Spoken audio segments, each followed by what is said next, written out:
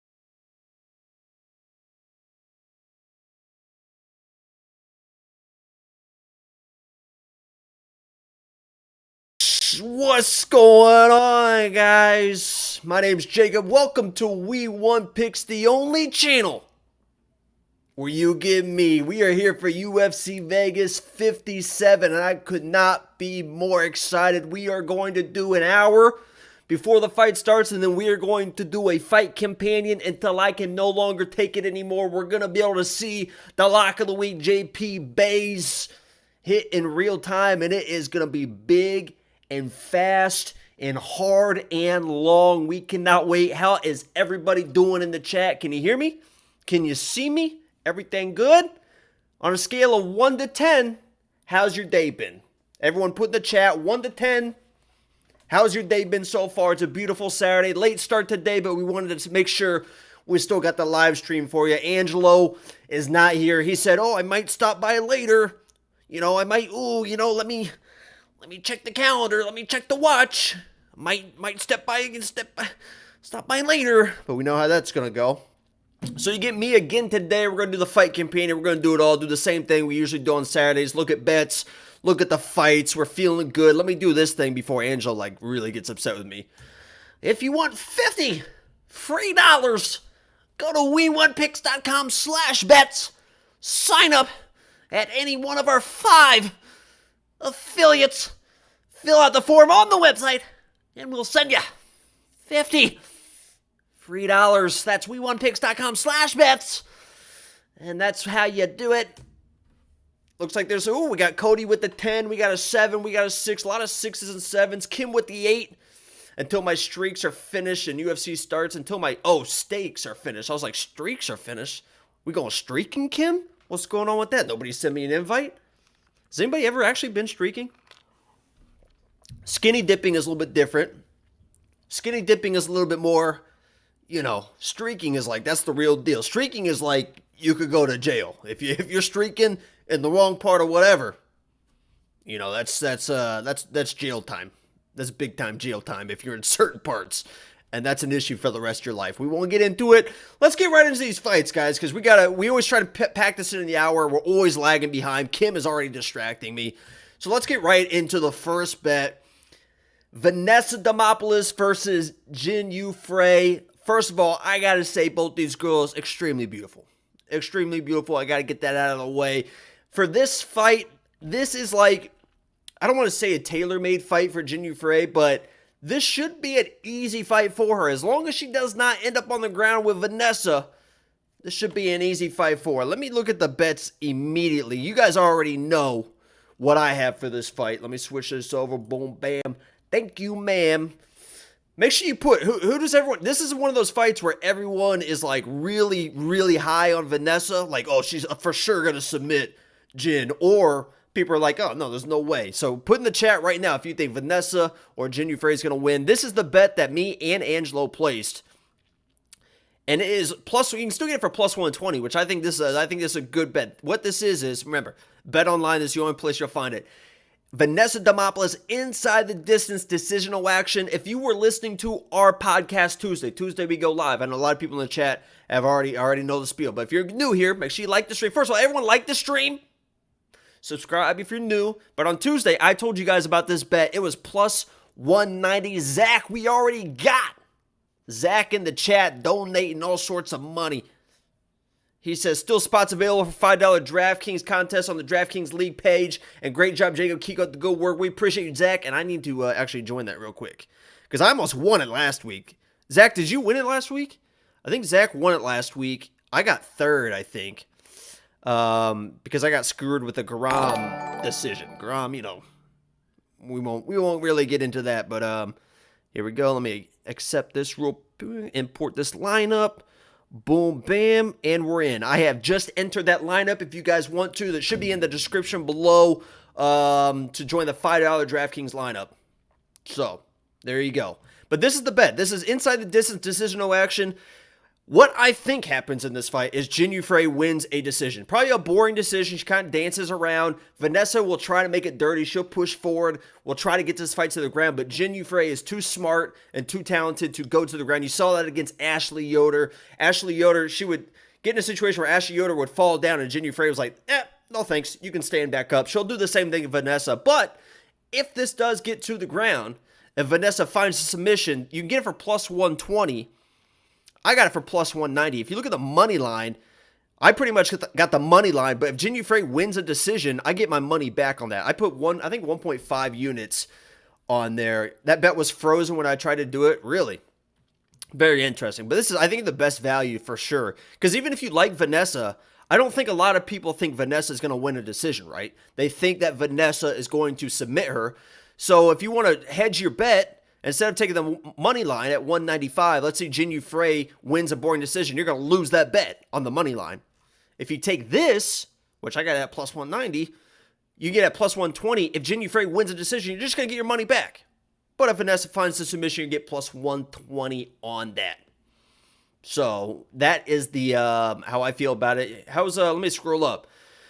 Somebody said a draw. Whew, imagine calling that. Draws are always, there you go, plus 6,600 on the draw if you want to play some action on that. I actually almost did it for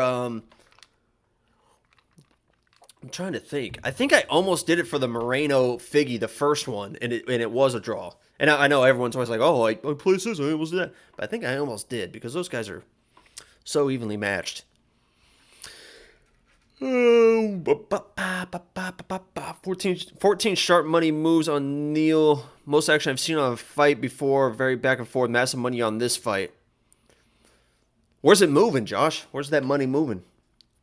That fight, I think that's going to be a dog fight, man. I think people are going to be surprised. I think this is going to be like when Khamzat, we'll talk about that fight. When Khamzat fought Gilbert Burns, and everyone's like, oh, Khamzat's just going to run through him, I think it's going to be that same situation where you're going to get, 3 or 4 minutes in the first round. You're going to be like, holy shit, Neil Magny is a lot tougher and a lot better than I expected. What's up, Lymph? What up, Lymph?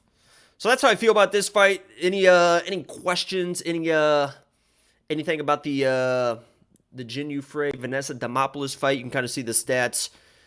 Takedown average. Vanessa's just got to try to make this ugly and hope that they fall to the ground. 9 out of the 14 are in favor of Khamzat. Interesting. UFC put Sugar back on the main card for 2 seasons. Had Cowboy listed. Yeah, they're not going to... Did they really put the Cowboy Jim Miller fight? They had that list as a main card? There's no way. Like, no disrespect to Cowboy, but you got to put my man Sugar. Vanessa, hands down. Whew. I think you guys are going to be surprised on this one, how tough and how talented Jinh Yu Frey is. And she's beautiful. She's beautiful. All right, let's move on. Mario Bautista, Brian Kelleher. I see this the same way as the last fight. I don't want to be a broken record, but there's a few fights on this card where I see it playing out the exact same way. I think Mario Bautista can win just kind of a boring decision, avoid the big power, avoid the guillotine. If I'm Mario, I wouldn't. I know he's been trying to grapple and wrestle a little bit lately. When you're not like an experienced wrestler, like when you're not like constantly doing it, you can easily get caught in a guillotine, especially Brian Kelleher's guillotine in those situations. So if I'm Mario Bautista, I keep this standing. I just kickbox, dance around, circle away from the big power, and you should be able to get this win. But Brian Kelleher is no joke. He's a talented dude. He's a tough dude, big power, and dangerous on the ground. So Brian has one of those faces where you just want to punch. So Mario all the way. Nice one, Big Don. Jordan Bogard, a friend of mine in the chat, Big Don in the chat, says that Brian Kelleher has a face that you just want to punch. The surprising thing about that, Jordan, is his face looks very similar to your face. So, some people might look at your face and say, I would also like to punch you in the face, jackass. Jacob, is it true that you're fighting Michael Johnson in August? I'll fight anyone, anywhere, at any time. That's just the way it is. So, let me go to the betting on this fight, because I have the exact same bet that I placed for Vanessa Demopolis. Again, my pick is Mario on that fight. Oh, it's not loading now, okay? Let's see. Hello, bet online. All right, there it goes. I have the exact same thing, because I think Mario can win a decision, a boring decision. But I think Brian Kelleher is the more dangerous fighter. Just the Jinh Yu Frey fight, I think Vanessa is the more dangerous fighter. So I put some action on her. I have Mario as my pick to win the fight, but I think Brian is the more dangerous fighter. He's got big power.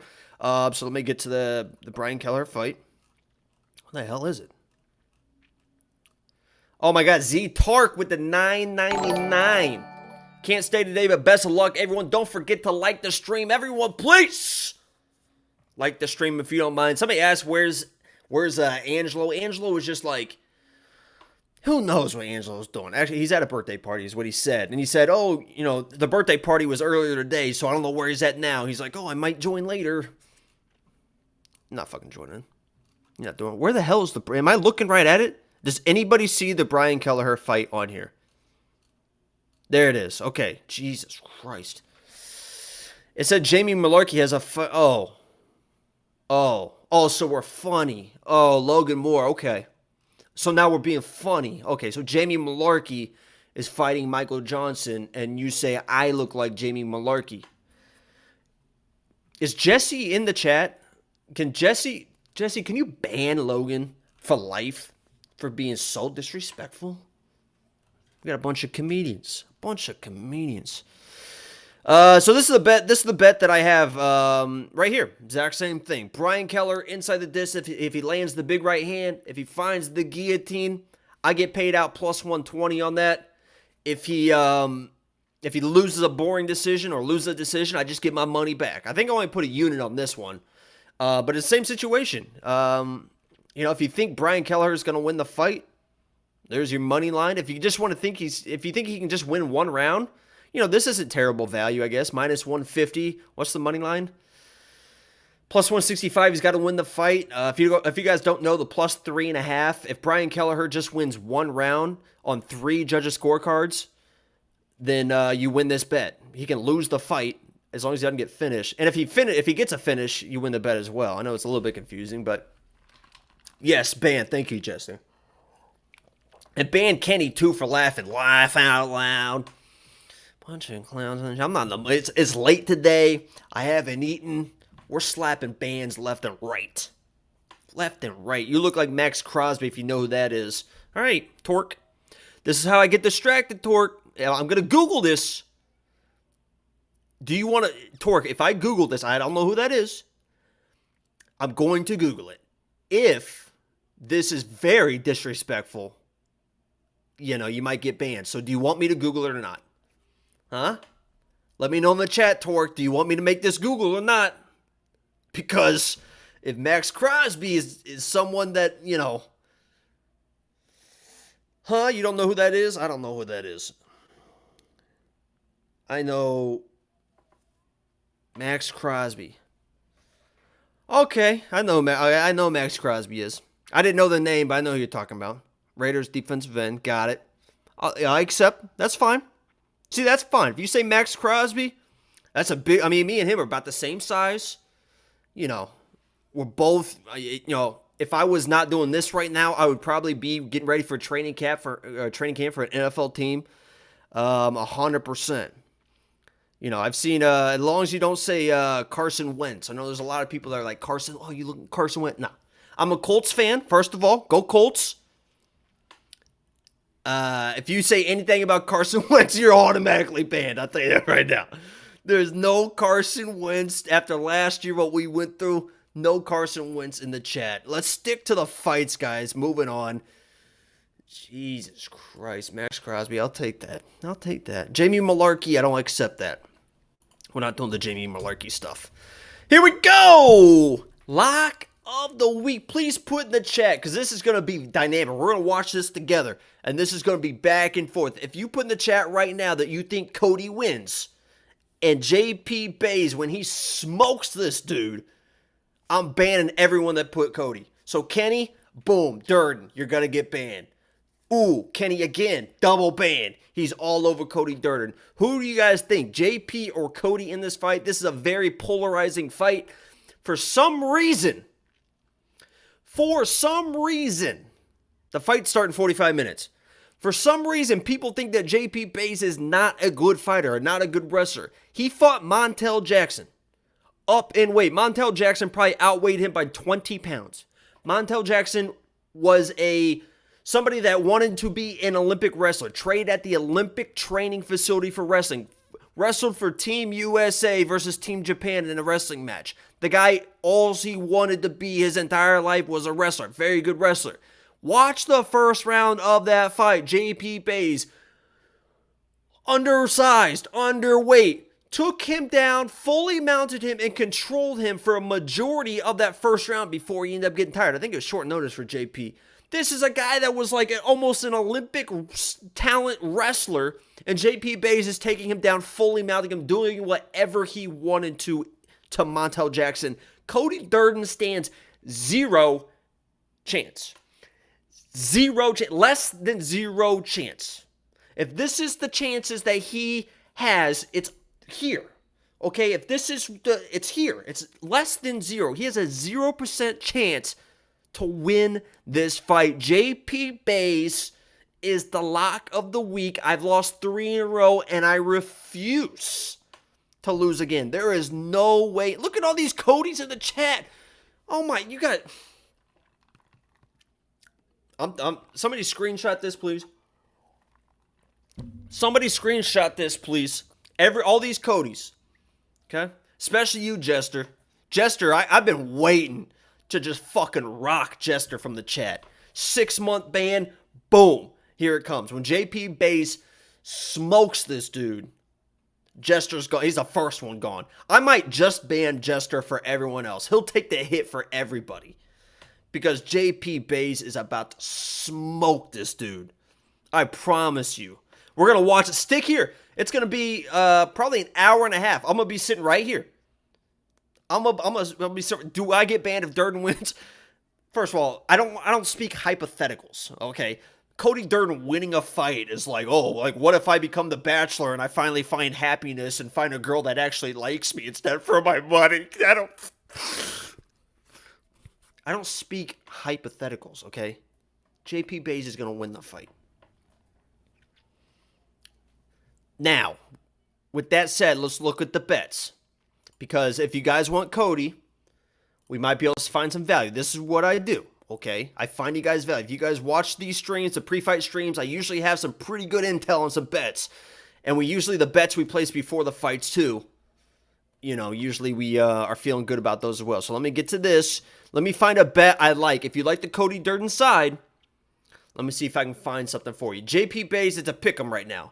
I had JP Baze minus 120. I put 2.4 units on it to get 2 units back. So I always put my money where my mouth is. There's no thing. I mean, you guys can talk all the shit you want, but I put my money where my mouth is. I back my dudes, and I own it. I never make excuses. I never make excuses for lock of the week. I own up to it always. Never blaming judges. Never blaming anything. So if, like, remember, we talk about in a different world. If on Uranus, JP Baze loses, I'll own up to it right here. I'll look at you guys straight in the face, and I'll own up to it. So, let's look at the bet that you can make for Cody on this fight. I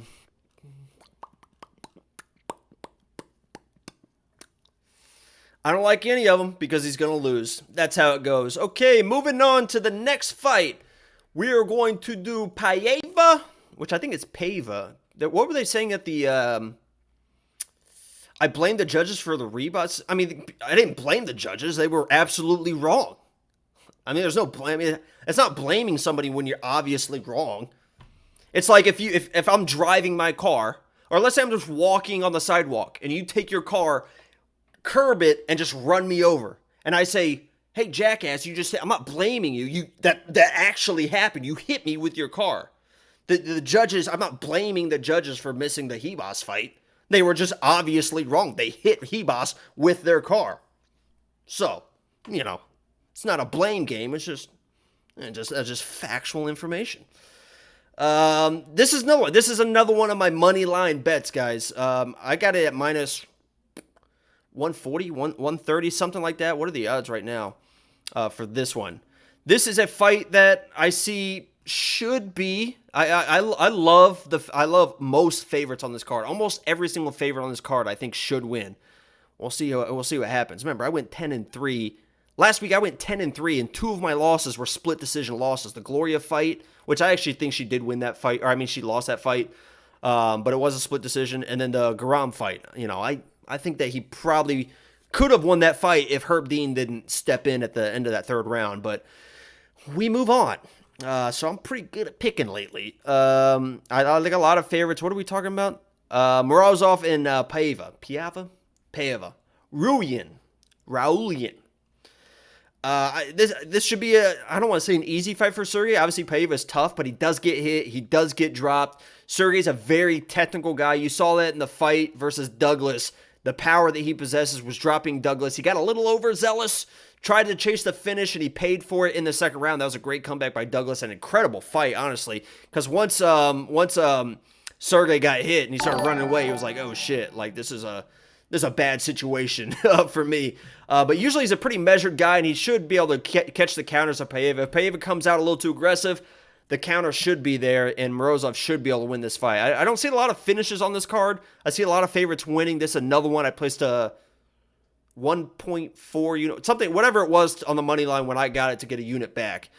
We appreciate the subscribers. If you guys are new, make sure you subscribe. If you're having fun, enjoying the contentios. We got about 100 people in here right now. Let's see the likes. 38 likes. So, yeah, thanks to assholes for not liking the stream. Let's look at the bets here. Sergey Morozov versus Paiva. Again, I got the money line in this situation. Do with that as you will. If you're looking at the Paiva side, honestly, this feels like a does not go the distance fight. I don't love this, but if you want to kind of hedge both sides of this, the way that Morozov got finished his last fight, Paiva is constantly getting dropped, and he just got knocked out pretty handily by Sugar. This feels like it would be decent value. Do you guys agree with this? Go live during the fights. I am. This is going to be a fight companion as well. So stick with me. This is 40 minutes long, and then we're going to stay live for the fights. So we'll be here watching the fights. Lymph with the $4.99. Jacob got his heart broke by my grandma last week, so now he's being biased with his pick. There's no way. I don't show biases. I don't show biases. Does anyone, do you guys think that this fight goes the distance? I might double this fight up. I might do the money line and then kind of hedge it a little bit with the does not go the distance. Let me look if I like anything else for Paiva. Inside the distance, decisional action. This might be decent value. But he might, he could get finished. You know, this, I don't love this. He only has to win a round in this, minus 190. I don't see Paiva winning a decision, right? So if you just want to take him inside the distance, I think if Paiva is going to win, in my mind, I think if Paiva is going to win, it's got to be a finish. I don't think he can outpoint Sergey. So if he's going to win inside the distance, and this is where we try to find values here. Instead of taking the 125 money line, you can get basically double that money for inside the distance. And if you think Paiva is going to win, he probably is going to win inside the distance, right? Do you guys agree with that? So if you're going to play the Paiva side, remember, I'm not playing Paiva.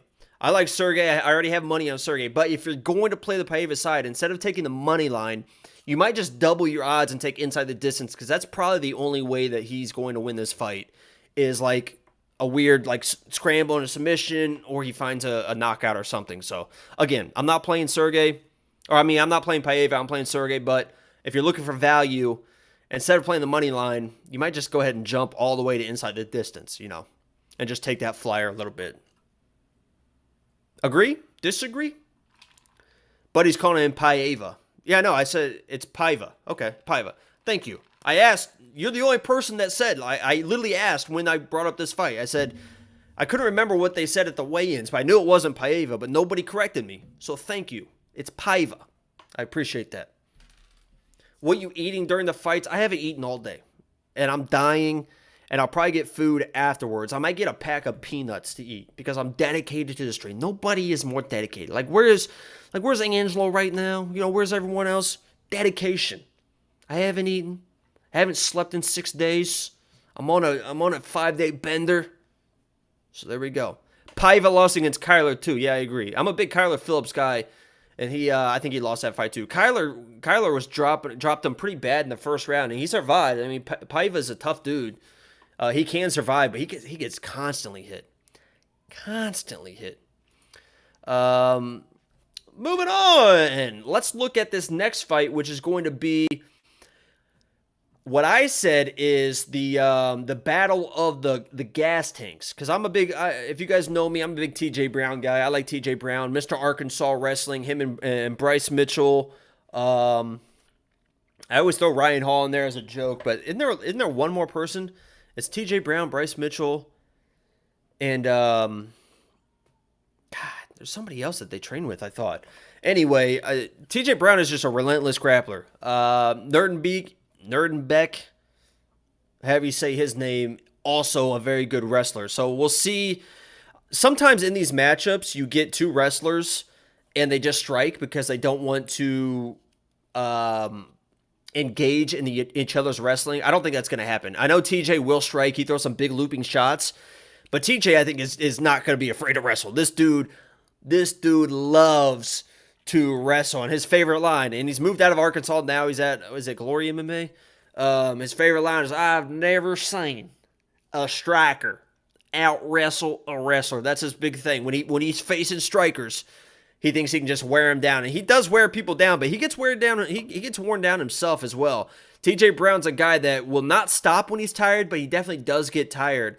And if he starts getting tired, late second, third round, this could be a Nuridenbeek type fight situation. And for that reason, I know you guys are tired of hearing the same bet, but I have the exact same bet that I keep playing because TJ Brown is my pick. He should win probably a decision because both these guys are pretty talented in the wrestling and the grappling. TJ Brown throws a little bit more looping shots, where Nurdenbeek is a little bit more technical in striking. Let me switch over to the screens here. And where is that? Here it is. I have the same bet, guys. My pick is TJ Brown, but I think Nurdenbeek is the more dangerous fighter.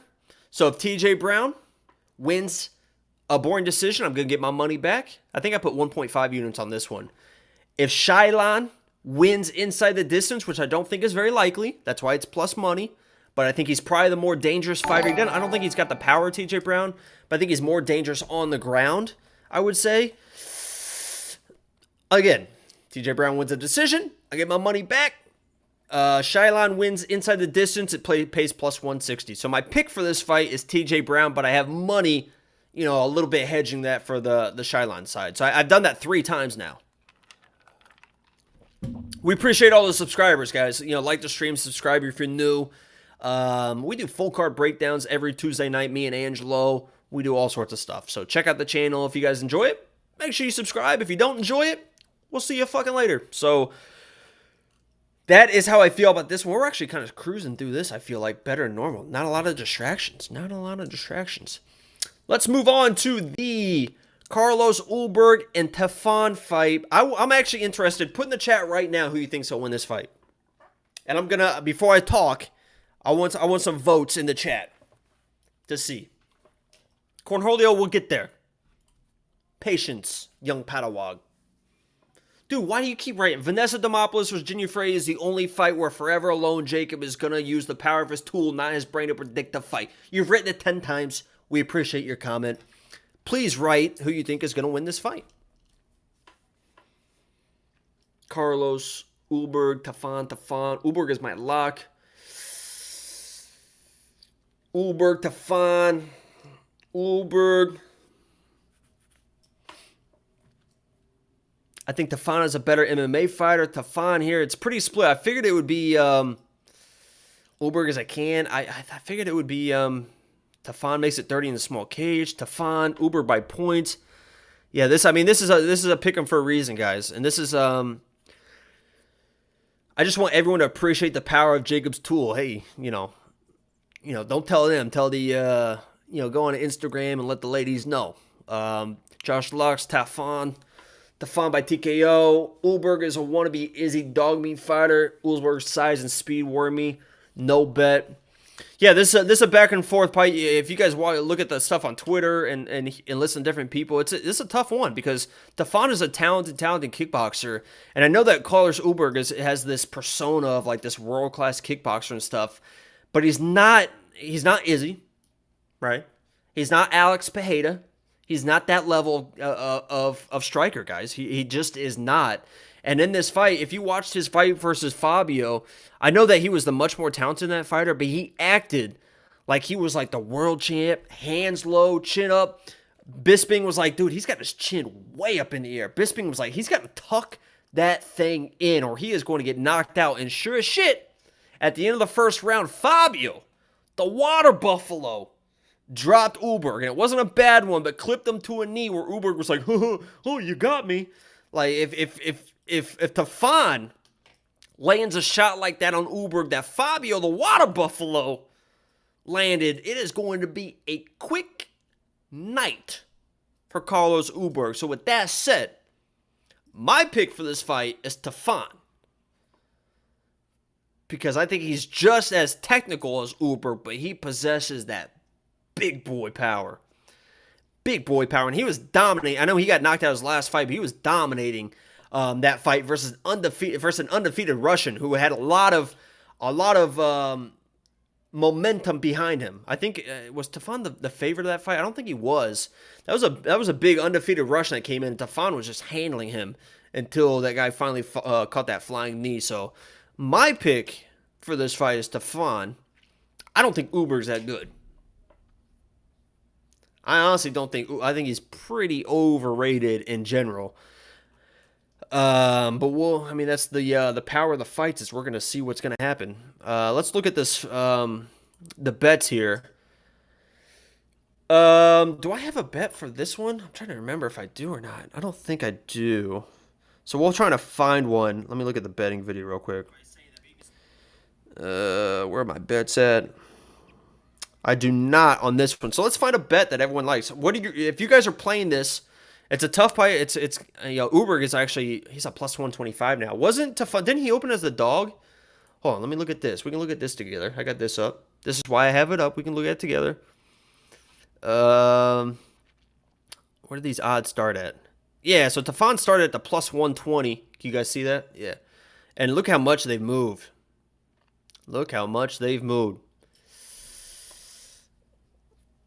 If you guys are betting this, how are you playing it? Because I really didn't know. Let me know how you guys are playing it. Under two, it just says under 2.5. The line is at 1.5 on this. I know you can get like specific odds on other books. This is just the one I'm looking at specifically. That's where I play all my stuff at. Big steam on Tafa, which scares me. Yeah, I'm not. Yeah, I was picking Tafa when he was a dog. This is a little bit surprising that he's almost a minus 150 favorite now. That is pretty surprising.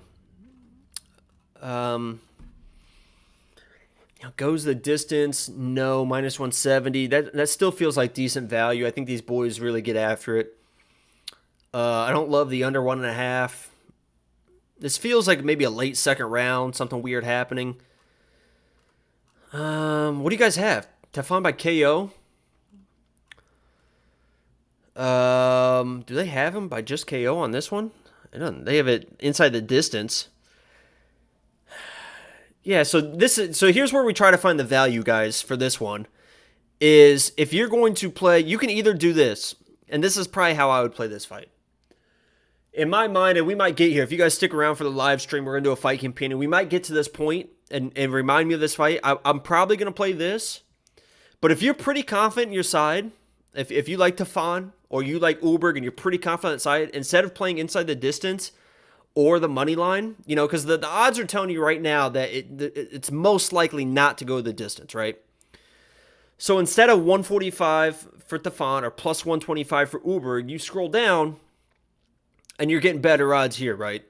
So pick your side. The odds makers are saying this doesn't go the distance. This is where I might look. I might play Tafa at plus 180 for inside the distance instead of the money line. But if anyone's going to, because it feels like it's a tough fight, guys. Do you guys agree with me there? I might just do this. This is probably the safer one. It's such a close fight. I think one of these guys definitely finishes the other. This might be the best one. Barely beat the water buffalo. I'm trying to tell him, Josh. Josh, you hear me, right? I'm trying to tell him. So when we're watching these fights and Ulberg gets knocked out, remember, I'm trying to tell you guys. But yeah. Free link. Are you looking for a free link for the fight? Dude, it's $5. It's $5 on ESPN Plus. It's not, you're not spending $70 on it. You're looking for a free link for a $5 fight? I say it goes to a decision. If these guys are just, because Ulberg is against Fabio, and I know I'm spending a lot of time on this fight, Ulberg against Fabio really kind of took his time. This is a tough fight. I don't like placing bets on this fight. I might stay away from it. Tune in for the fight companion. We'll see where my money goes, but that's a tough fight, guys. So I'm not going to argue too much if you guys like the Ulberg side. Next up, Chris Curtis versus Rodolfo. Another one where this is back and forth. People are either 100% sure think Rodolfo's going to win or 100% sure think Chris Curtis is going to win. Put in the chat right now.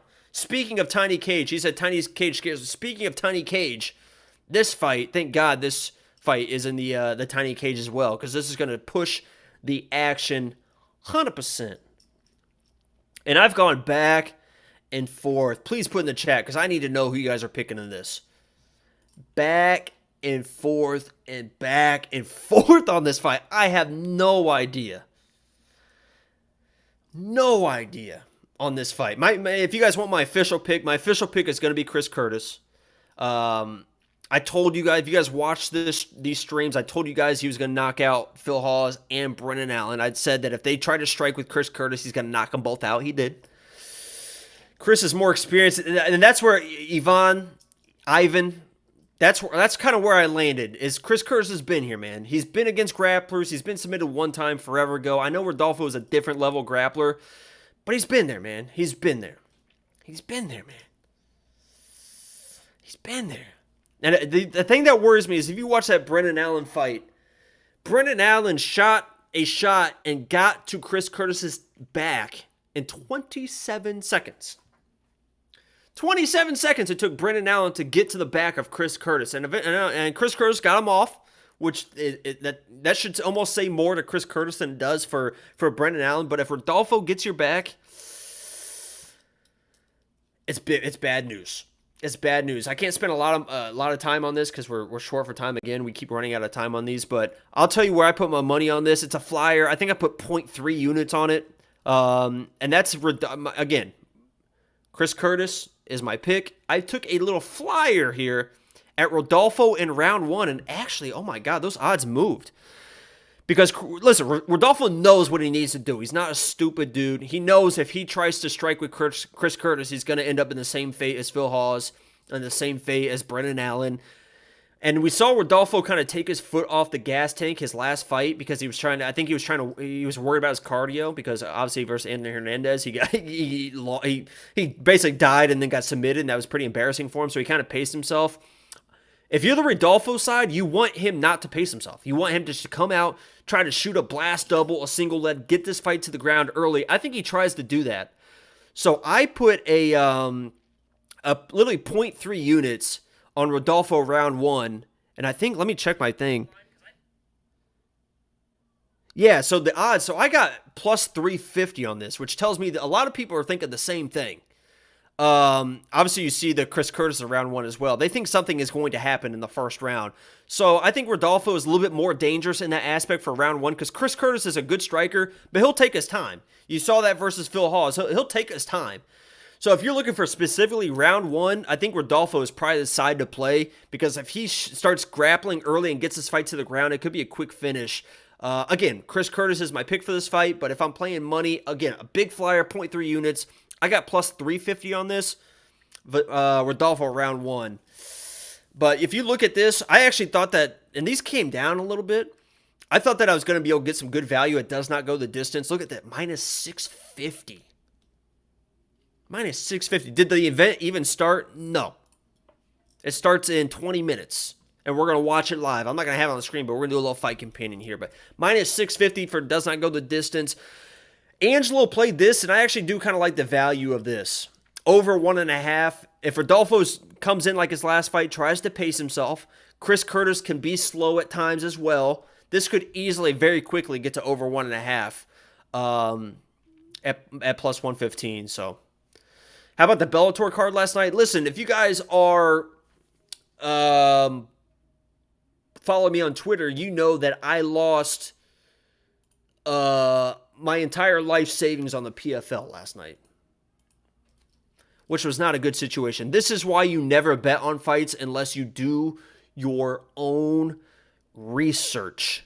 Because I was just betting on favorites thinking, oh yeah, it's PFL. Let me I was watching the fights. Let me have some fun, throw some money. I bet on one favorite, loses. I bet on another favorite, wins, but doesn't win inside the distance. They had a minus 1,200 favorite that looked like a sloppy mess. 1,200 favorite. Sloppy decision. I lost money on him. So then I thought, okay, let me go back to I know Anthony Pettis.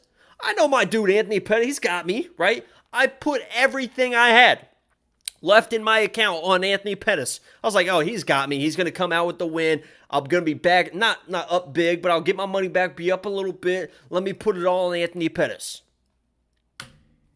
I'm broke as fuck now. Moving on. Let's get to the next fight. Anthony Pettis got twisted.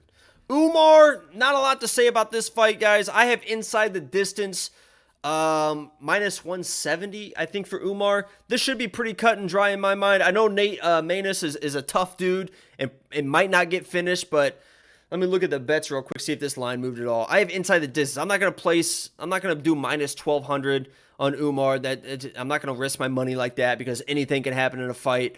I have this. Inside the distance for Umar. I got it at minus 170. You can get minus 180 until he doesn't finish people. And I know he's got a lot of decisions in his past, but he seems like he's like on another level right now, trying to make a statement. He knows how important finishes are to move up in the rankings, to get title shots.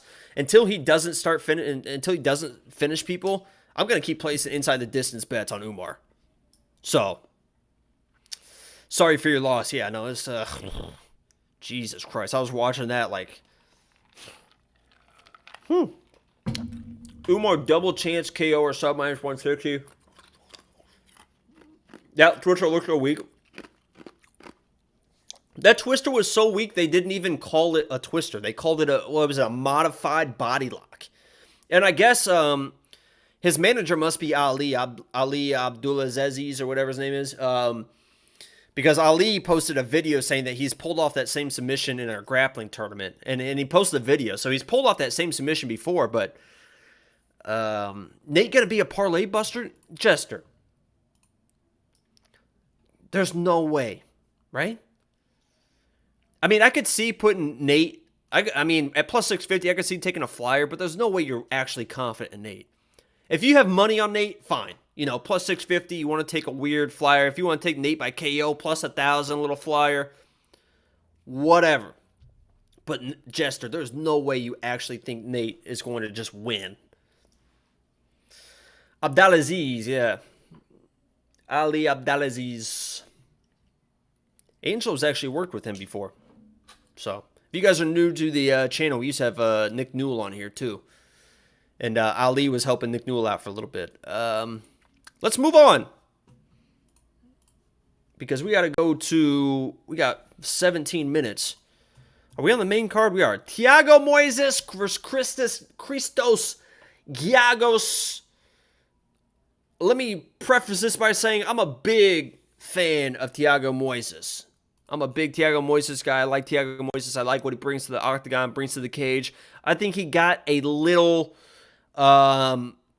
too confident against Joel Alvarez. A little too confident. He did not expect the striking that Joel Alvarez. I think he thought that as long as I don't go to the ground with this guy, I should be able to win this fight. So he was loading up on shots, and then Joel cracked him a couple times, and Thiago, I think, kind of panicked and was like, holy shit, let me try and get this guy out of here because his length is an issue. His strikes are becoming an issue for me. And he got put out. You know, that happens at times. I think it was a nice, humbling experience for Thiago. I know that wasn't his first loss. He got dominated by Islam as well, but I mean, that's just going to want to happen. When you're fighting Islam. that's what's going to happen. I mean, Arman got dominated as well. We'll talk about the main event here in a few minutes, but Arman got dominated as well. So I'm a big Thiago Moises guy. If he wants to outstrike this guy, Giagos, no disrespect to Giagos, he should be able to outstrike him. If they go to the ground, Thiago should be more than capable to handle himself on the ground as well.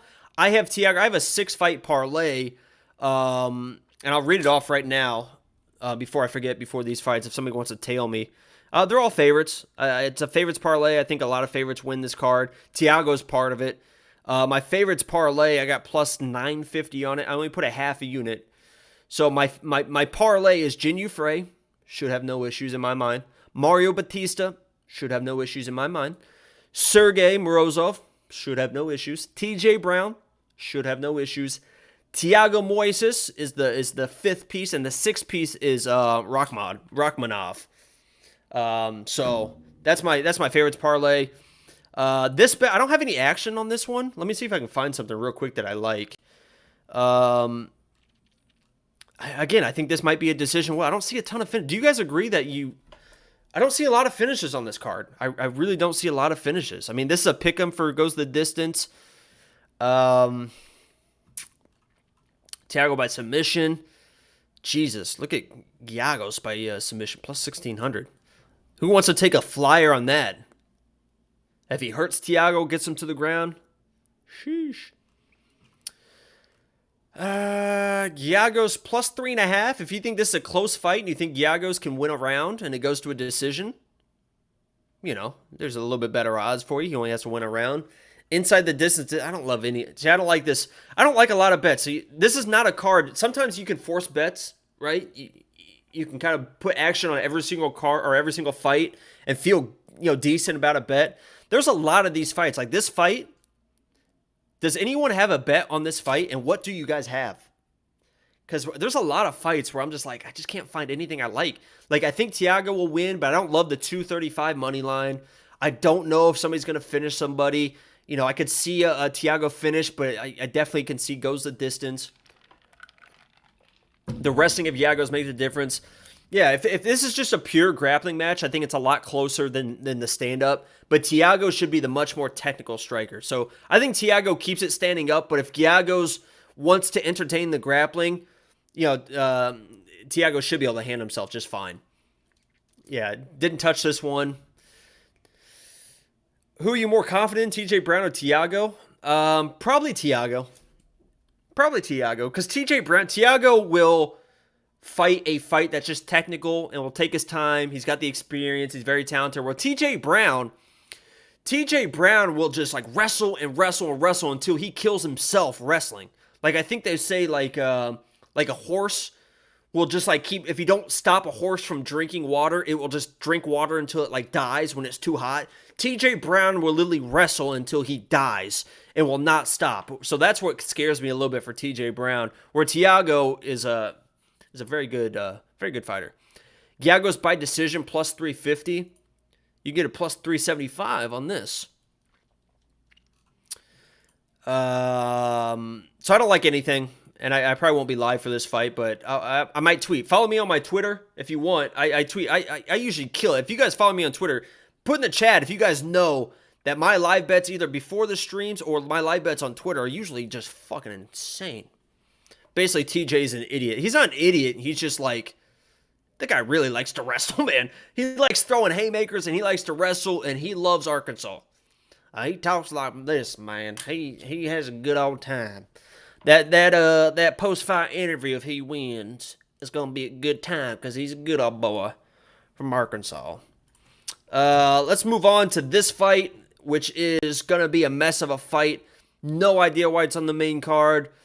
My pick is Josh Parisian for this fight, but Jesus Christ, I'm not putting any money anywhere on this fight. This could be a weird knockout. This could go just lay on each other for 3 rounds. It could be just up against the...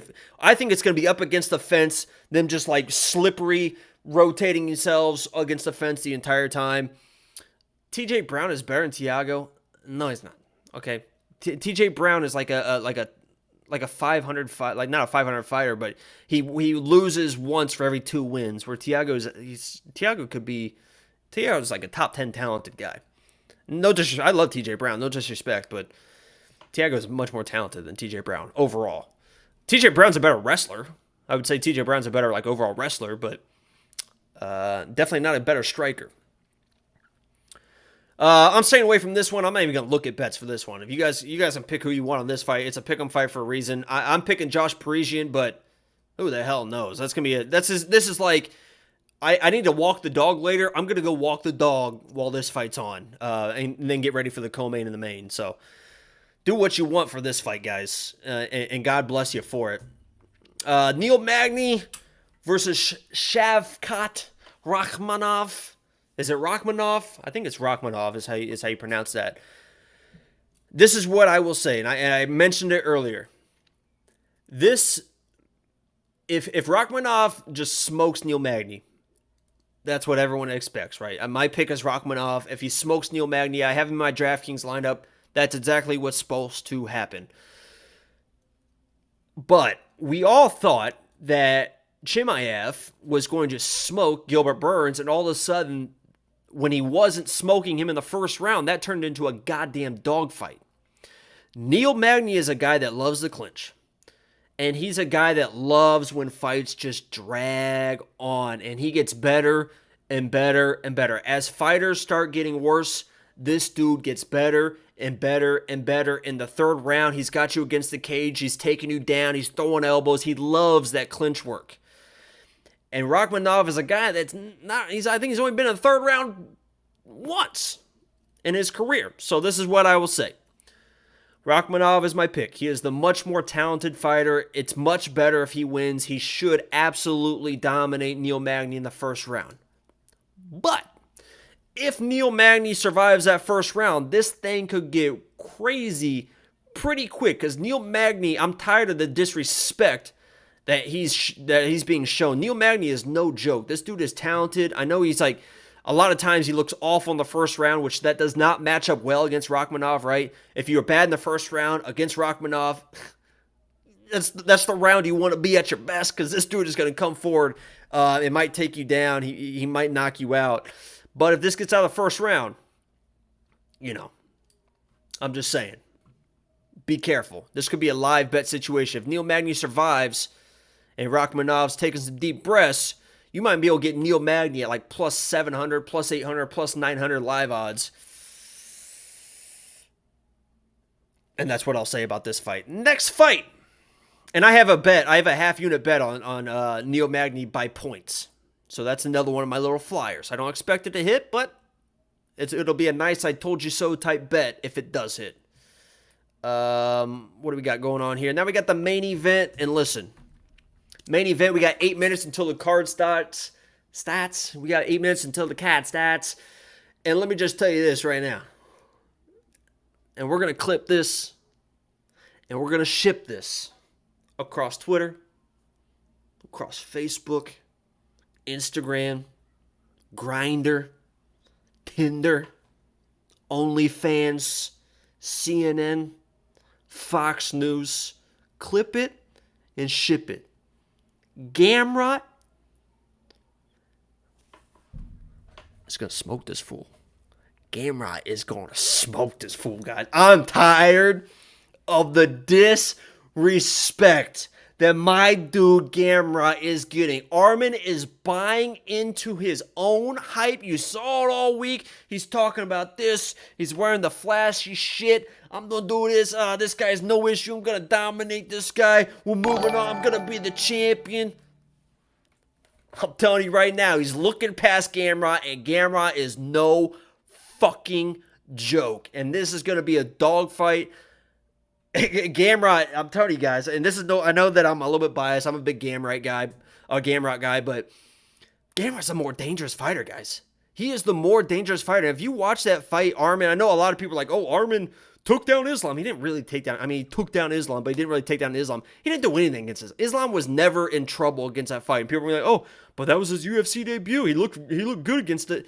Gamrot could do to Armin what Islam did to Armin. And Gamrot is the more explosive guy. He's the more powerful puncher.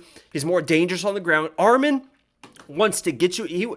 Arman wants to Khabib you, right? He just wants to get you against a cage. He wants to take you down. He wants to maul you. Gamrot is flying across the cage. He's throwing wild shots. He's doing wild submissions. Gamrot is the more dangerous fighter in this matchup. I'll tell you that right now. The more dangerous fighter in this matchup is Gamrot. With that said, let me show the bets. With that said, I'm talking a lot about Gamrot. I did not put a money line bet on Gamrot. All I need Gamrot to do, I put it right here, plus 5.5. Gamrot needs to win 2 rounds on 2 judges' scorecards and only 1 round on 1 judge's scorecard, and I hit my bet at plus 120. So he doesn't need to win the fight. If he wins inside the distance, I hit this bet, plus 120. You're only going to find this at BetOnline. Go to we1picks.com/bets. You can sign up, get your $50 free, put it on Gamrot, and you're going to win. Basically, it's the judges' scorecards, right? You add up 49 plus 48 is whatever it is. Add up 48-7, 47, 46, add 5.5 to that, and you got a winning bet right there. I'm telling you right now, I'm tired of who did Angelo take in this one? Angelo was on Arman, of course, because he's clueless, right? He doesn't know what the hell's going on half the time. The guy's senile. He's got dementia. I don't know. He's like just wandering around. He was supposed to be on the live stream. He's like, oh, I might join. He's just like wandering around a field right now, picking dandelions, blowing the, whatever those things are called. He's probably eating the dandelions. Oh, remember you used to rub it on yourself? You'd rub it on people's jeans and just stain the shit out of them. Elizabeth! Whoa, whoa, whoa! $10. Thank you, Jacob and Angela. You guys are the best. Elizabeth!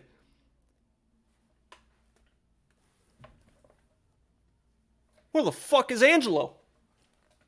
You guys see him?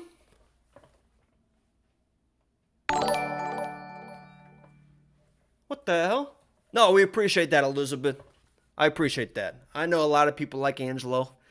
A lot of people think I'm annoying. I know, trust me, people, the funniest thing is when I see comments that are like, and this is, stay tuned, guys. We're going to stay live for the fight. So I know the fights are starting here in a couple minutes. We're staying live. Make sure Angelo sees this. Hold on. Make sure Angelo sees this, because a lot of times he's not paying. A lot of times they're like, hey, you know, people are sending money. Here you go, Jacob, for your rent. And I'm not seeing that money, guys. What was I saying?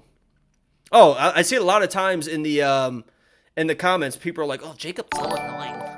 Jacob's so... Listen, I promise you, there is nobody in the world that is more self-observant than me. I know I'm an annoying fucking asshole.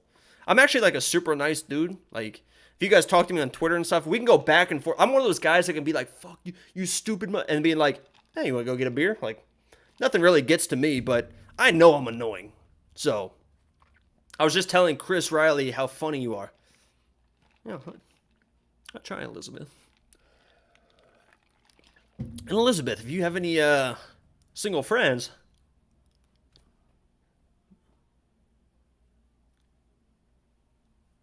just saying. So, I can't wait for these fights. Let me, we're getting ready to go to this fight companion literally like right now.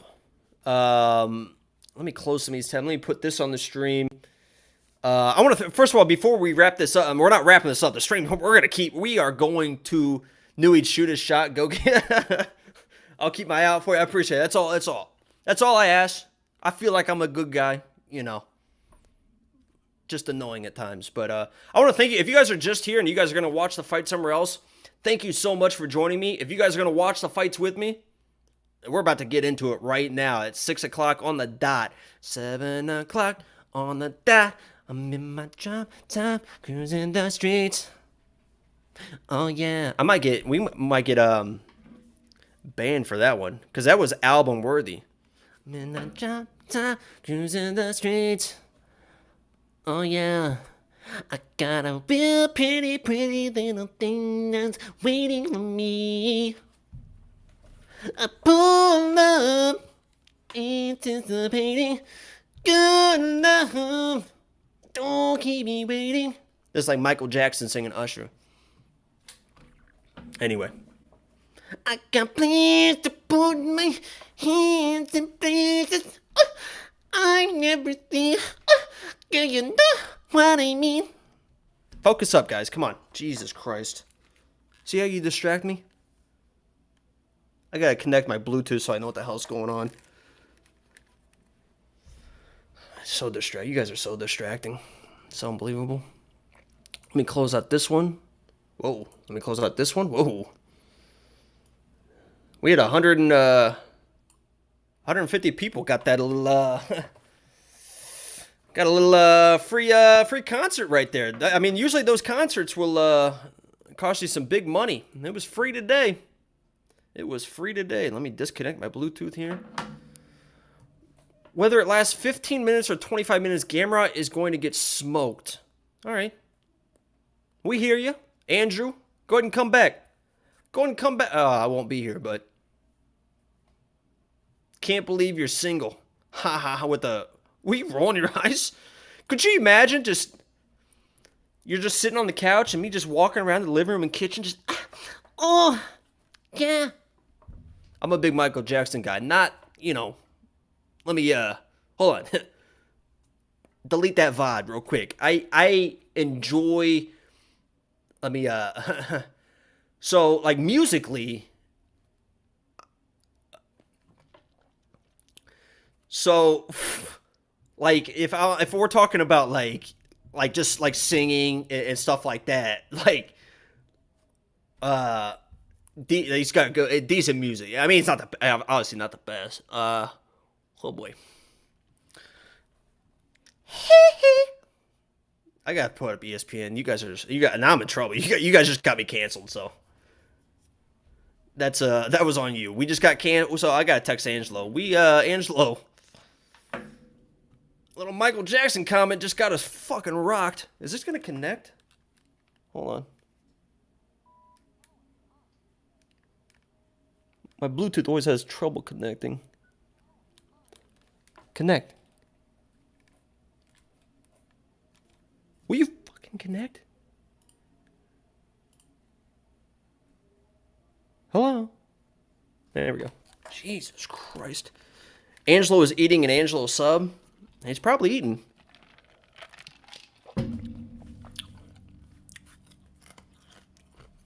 That was my laugh today. Thank you. D.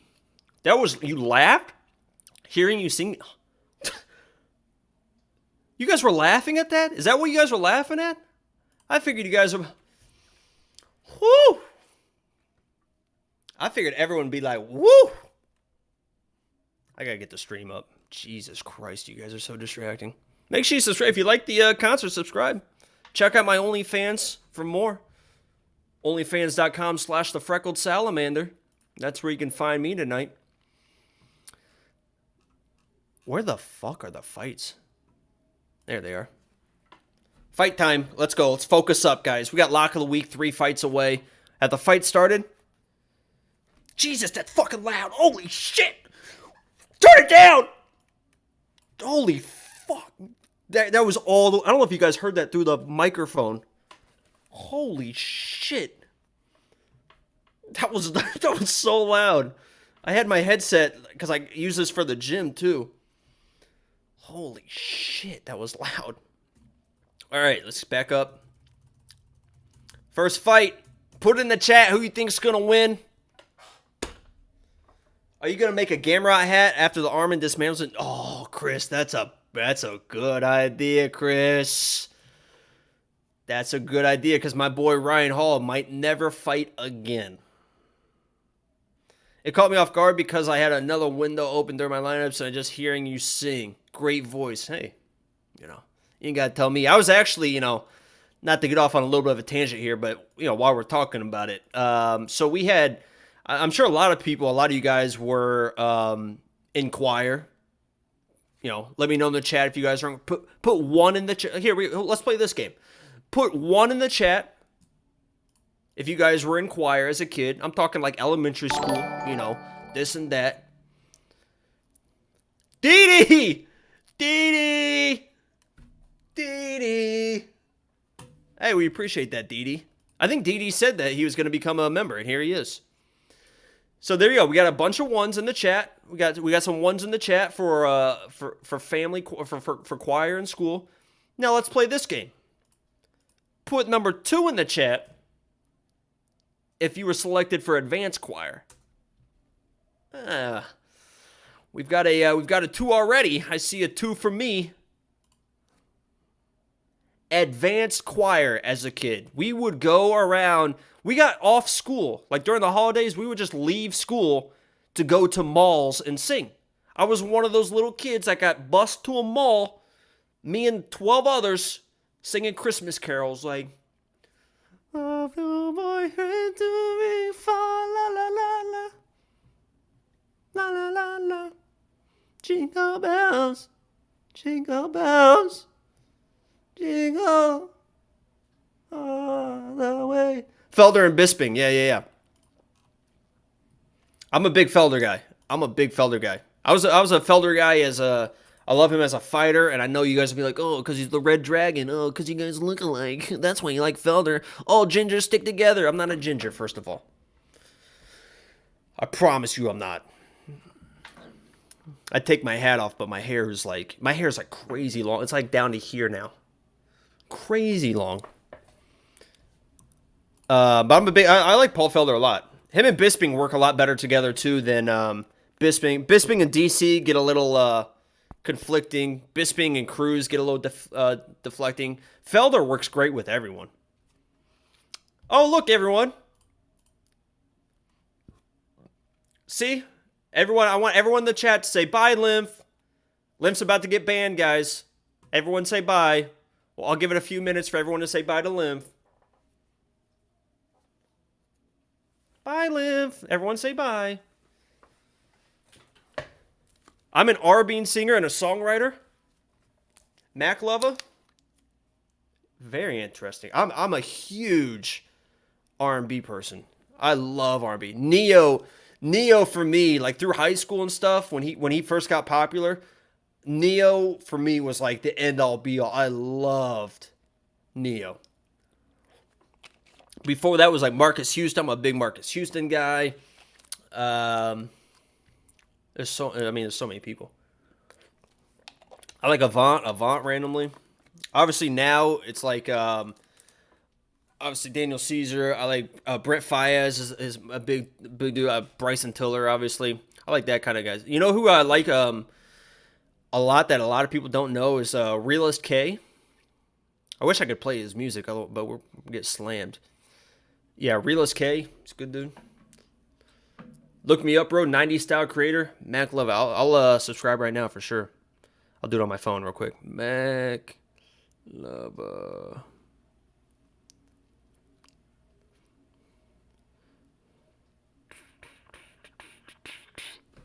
Subscribed. Easy peasy. Lemon squeezy.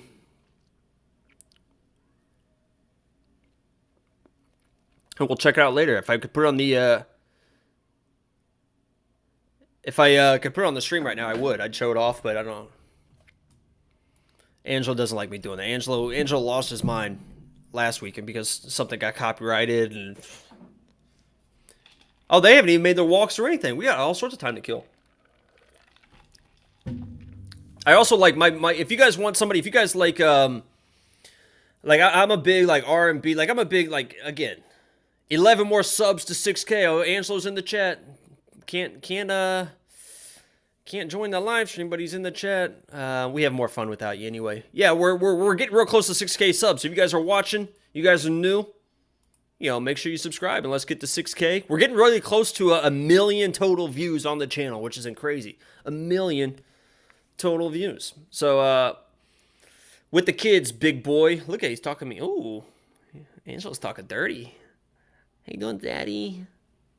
I love those TikToks. We got people subscribing left and right. Oh my God, Mac Lovick became a member. We appreciate that. 100%. If you guys want to become a member, you know, we're all to it too as well. You know, we appreciate that support. That's big support there. You can see all the crowns in the chat. If you guys want to become a member, and again, if you guys become a member, I had it cropped, jackass, the whole time until you showed up. I closed out some tabs and it got messed up. Okay. I don't know what to do. Oh, a bunch of subscribers here. What was I saying? Oh yeah, if you guys, we're gonna watch the JP Baze fight. If you guys become a member right now and comment on my Lock of the Week video, and JP Baze loses, I've lost three straight Lock of the Week. So the likelihood of him losing at this point is fairly high. If he loses and you're a member and you comment on that video, so Mac Lovett just became a member, go comment on that video and then come back. If JP Baze loses, we're gonna give away $50. So, yo, Sean V, have you been in here? I'm pretty sure Sean V just randomly showed up when Angelo showed up. You guys have a weird thing going on. Especially lately. Oh no, Sean V was, yeah, because you were talking about JP earlier, so you were in here earlier, but yeah, you guys have a weird little relationship here. I'm a big Sean V fan. I'm a big fan of everyone except for Jester, to be honest with you. Elizabeth asked about my friend fighting. Yeah, so my friend is fighting. It's going to be on. I need to figure out when exactly that time is. Where does your comment go? It keeps like refreshing. I was gonna put it up so I can talk about it. There we go. So I have a friend, and I'll show you his Instagram here. You guys need to follow him. And I know I talk a lot of bullshit about like people that I like and stuff, but this dude actually he's a great kid. I worked with him for a little bit. We worked at FedEx together back in the day.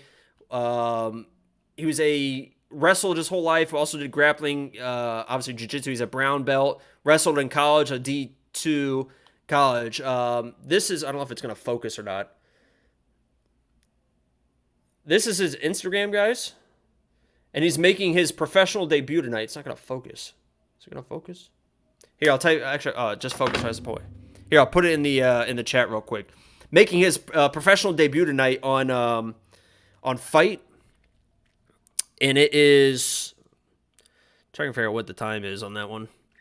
He's on the main card. I know that. He had his face-offs today. And the other guy looks thick, but... the other dude is not ready for the fight that he's going to put on. So show him some love. I'll put this... I'll type it out. That way I can put it on here. His nickname's Tiger. His name's Angelo as well, unfortunately. But he's an Angelo that can actually fight, which is good. It's good that I'm friends with an Angelo that can actually fight. But I appreciate you asking. Yeah, he's fighting tonight, and it's going to be on... it's a pay-per-view type thing, because you know how those weird cards are with the pay-per-view, so... but it's going to be on Fight. Yeah, Fight TV. You can go to b2fs.com. But here's his Instagram handle, if you guys want to follow him. Great kid, and he's legit, man. He is legit. He's your only friend named Angelo. Okay. Yeah, works for me. I was pretending to be your friend as well, but I'm glad we're past that. There's my girl Megan Levy. Looking good. Look at those pants.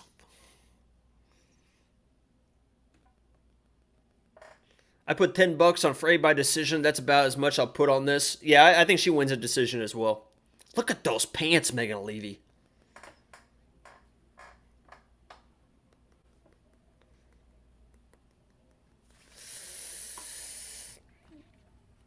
This is the happiest face I've ever seen on Jin Hu.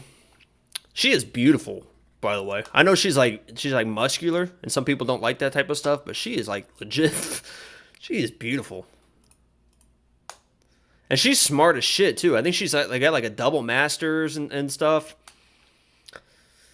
But I mean, when you say smart, some people are smart and also just dumb as shit. And this is like no disrespect to my sister, but the smartest person in the world and the absolute dumbest person in the world. I got a little sister that we lived in the same spot for 10 years. We would drive to school 15 minutes away. It took her like 7 years to figure out how to drive home from school. Like, just had no idea. Would just get lost. But she was like, had us like a double master's, like, was going to be a doctor. Like, it's just crazy. It's crazy. And I used to beat the shit out of her, too. Oh, I just beat the shit out of her.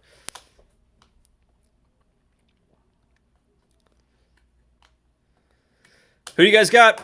Put it in the chat. Jin Frey or Vanessa. Jin Frey should be able to withstand the grappling, but if this goes to the ground, this could be really interesting really, really quickly. So, I'm on the Jin Frey side, but I have money on Vanessa, so if I get this pick wrong and Vanessa submits her, big, big money.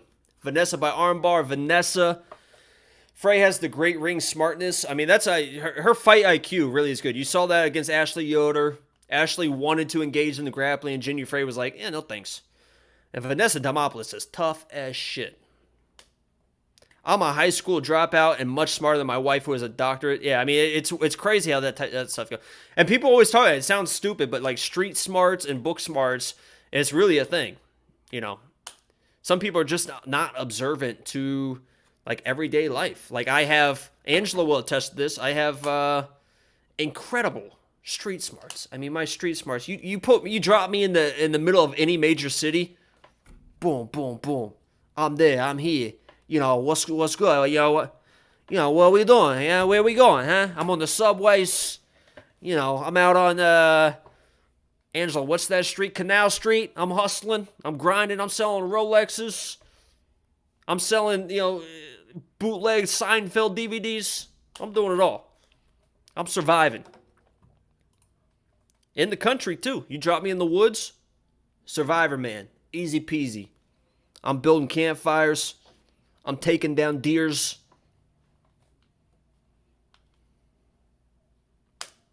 Jin Frey is so attractive. She's beautiful, man. She literally is beautiful. Here we go, guys. This is a fun fight to start off, and I'll count it down as well. So we guys are all linked up. Because I think a lot of times I'm ahead of most people. Even though there's a stream delay for whatever reason. Maybe because I'm direct connected and I'm watching not on cable through the computer. I'll let you guys know. We're doing the introductions. Getting ready to do the introductions right now. And we're going to get going.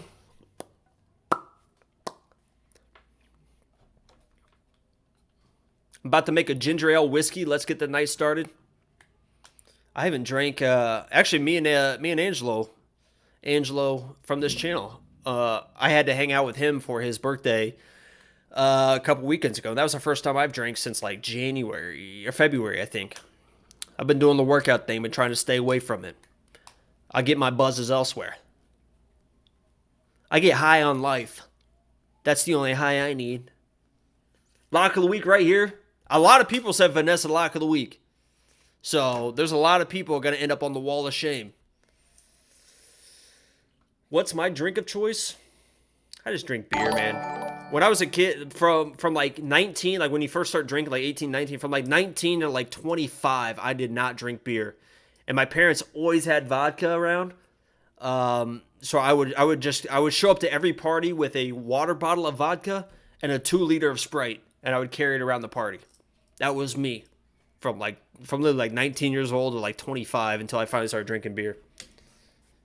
But I can drink. I went through for a while that I drank whiskey. I can still drink whiskey. Yeah, Big Don vodka lemonades. We're getting ready to do the start right now. But vodka lemonades with Big Don, who is Jordan in the chat. Me and him are actual friends. In Vegas, got me in some big trouble. But let's get to the fights, guys. I appreciate you joining me. Like the stream. Let's get this fight opinion going. The fight is starting right. Dude, Vanessa's face is serious. Fight just started. I'll count it down for the first few seconds and let's get it going. 56, 55, 54, 53, 52. Let's get after it.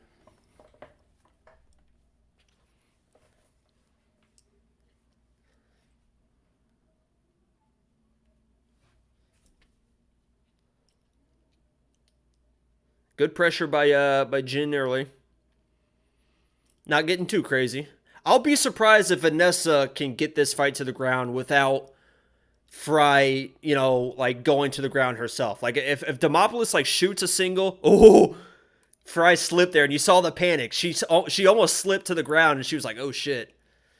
I'll be very surprised if Vanessa can like get a double or get a single and get this fight to the ground with wrestling. I don't think that's going to happen. I'll be very surprised if she can get like an actual takedown. Hey, Briley, we appreciate it. Let's go, boys. Good luck betting tonight. Hopping off to watch the fights. Enjoy the fights.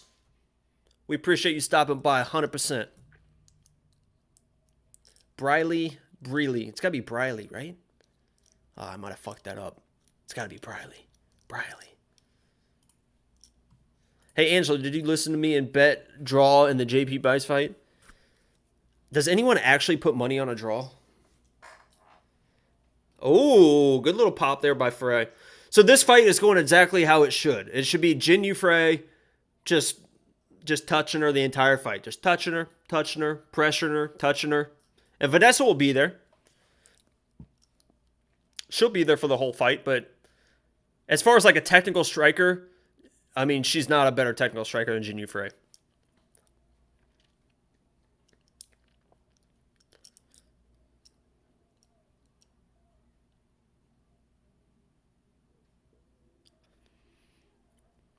A boring Jin Yu Frey decision. Oh! I think she just fell there. That was a triple jab, and the optics of it looked like it dropped her off a triple jab, but I think she just slipped. I mean, this is going at exactly how we would have thought. Oh, Vanessa shot her. Oh, Vanessa just handed it twice. Oh, that just pissed off. Did you see Jin Yu Frey's face? Vanessa landed that twice, and Jin Yu Frey was like, "The fuck you did."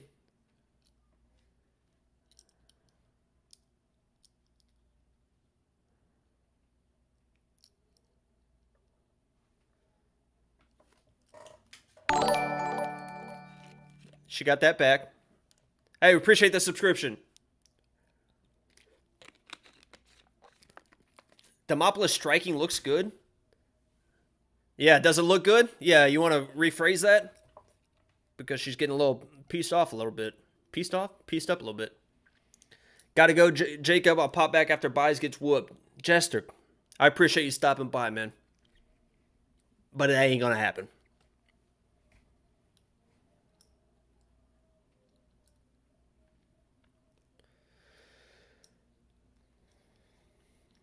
So all you Vanessa people, how you feeling?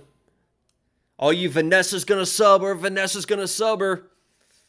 How you feeling after the first round so far? I mean, we got a minute 30 left, but you can't be feeling great. You can't be feeling great.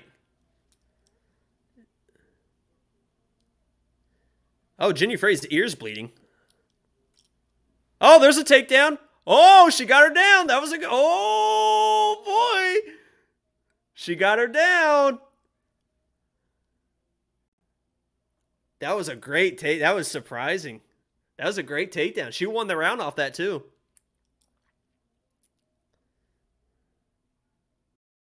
She's going to try and get her back. Yeah, Jin did great. She did great there. She could have stole it. We'll see what happens in the last 30 seconds, but that could steal her the round. Frey's in trouble. Get the fuck out of here. So there you go. She got back to her feet. She might have won the round, but she definitely got back to her feet, so.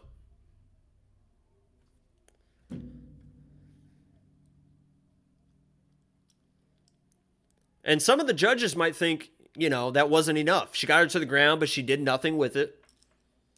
And she was backing up the entire first round. And Frey won all the exchanges, so. And just clocked her right there as well.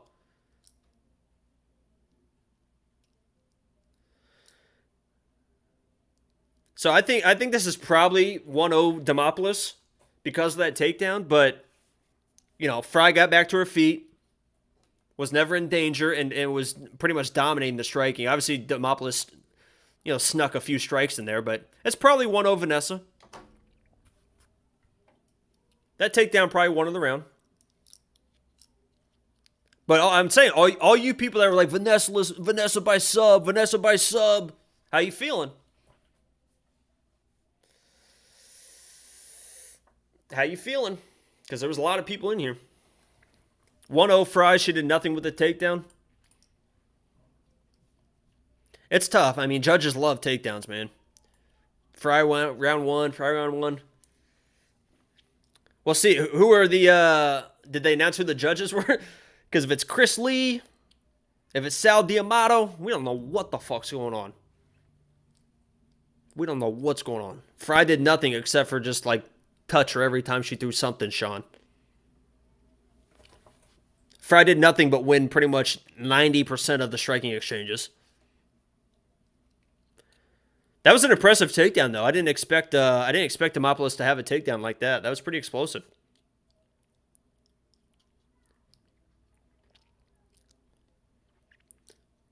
And this is going to be interesting because if Frey thinks that she's down around, she's going to have to be more aggressive, and with more aggression comes more takedown opportunities for Vanessa.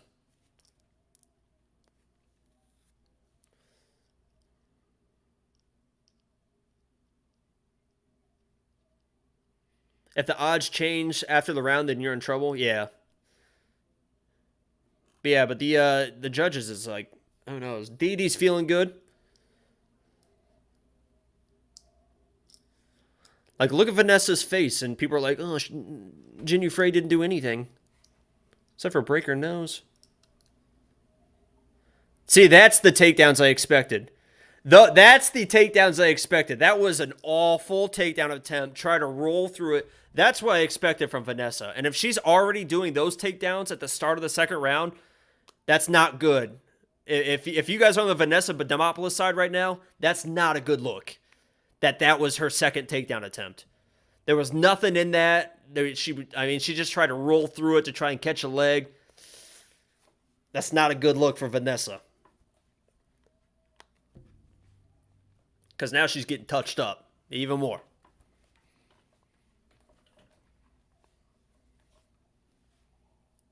Vanessa's throwing some big shots, though. Woo! Frey.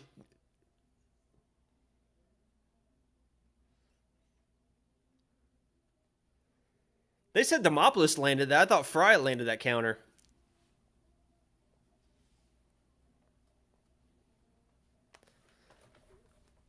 I mean, she's throwing some big punches.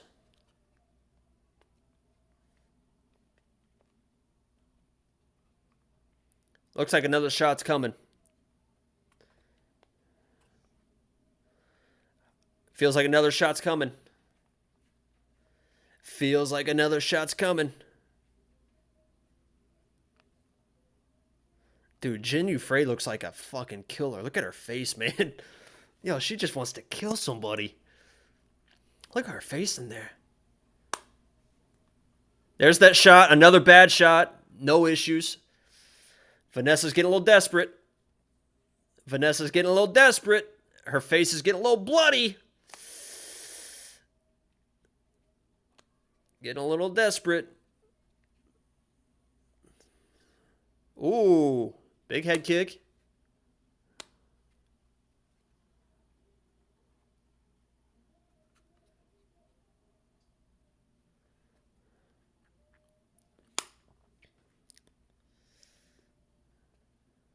It'll be interesting to see how the judges are scoring this, honestly.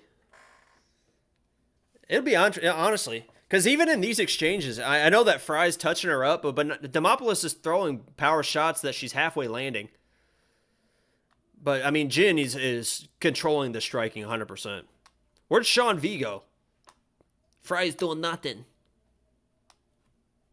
Frey's doing nothing. There's that. She almost timed that. So that was actually even worse for Vanessa. Vanessa timed that kick perfectly from Frey and could have caught it and still didn't get a takedown off it.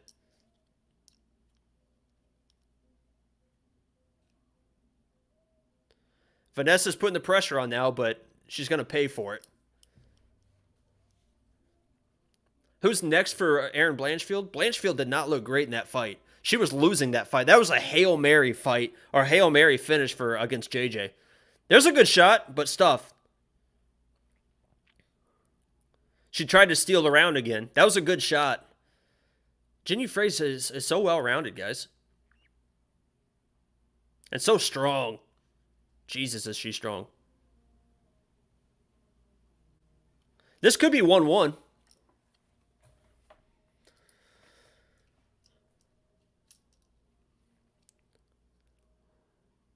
You just got to make sure Jin doesn't get taken down here at the end.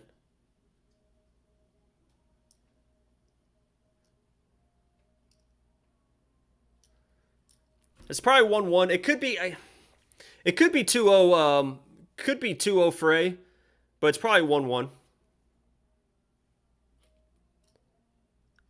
And that's not a good look for Vanessa, the way she she ended that round and just sat straight down.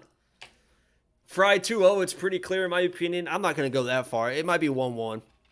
I think it's probably 1-1. I had this fight in the main event, 1.5 rounds, and the Shavkat money line. What were the odds on the main event over 1.5 rounds? That had to been like minus 500 or something. So this is already trending to, I'm going to get my money back on this bet. But everyone in the chat was pretty confident Demopolis was going to submit this girl. And I want to know where everyone's in the chat. Everyone's like, oh, Vanessa by sub. Vanessa by sub. And we'll see what happens in the third round. But she got that one takedown. It hasn't really come close since. Sean V says, very close fight. It's not really a close fight.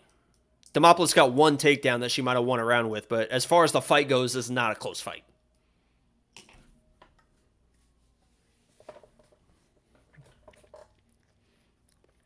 Can Blanchfield fight the loser? Oh, you just deleted it. Of the Misha fight?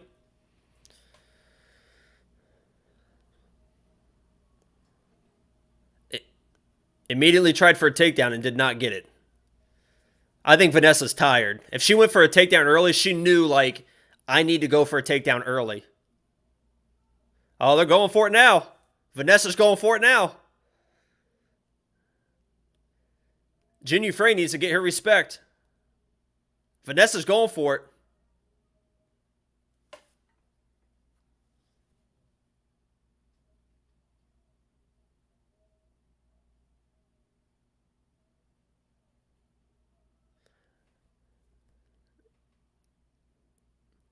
Oh, Jinyu Frey says she's seeing double. Oh, great. Great. Yeah, Vanessa needs to go all in right here, probably. Dude, Angelo, it's the old camera. I can't, just relax, dude.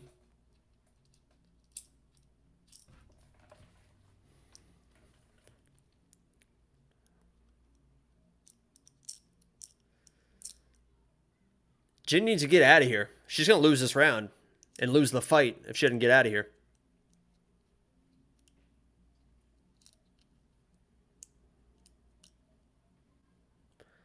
She's got to go all in on this. Listen, if you're Vanessa, you better hurry up and finish this fight because I need to win my money. If you win a decision...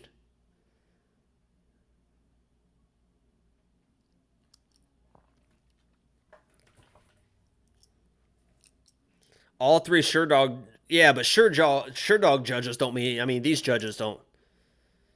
Those are good elbows. Good strikes. There you go. Get her off you. Now circle out of there. Get out of there. Get out of there. Get out of there. There you go. Oh, made her pay on the break. Vanessa's exhausted now. Vanessa is exhausted. Vanessa is exhausted.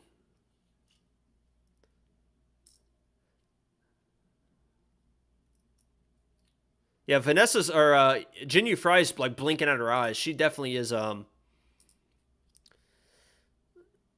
she definitely is seeing double, but she's hitting double. She's seeing double and she's hitting double.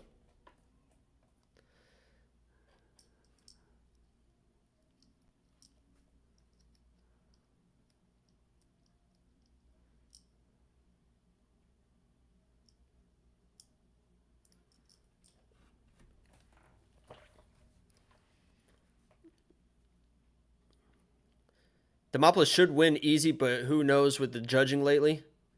You think Vanessa's winning this fight easily? Oh, okay. I was like, Jesus. I was like, what? You scared me, Chris. You scared me.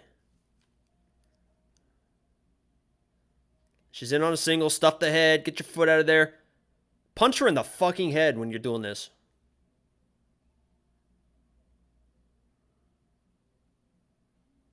Oh, I can't believe you let her get on that single.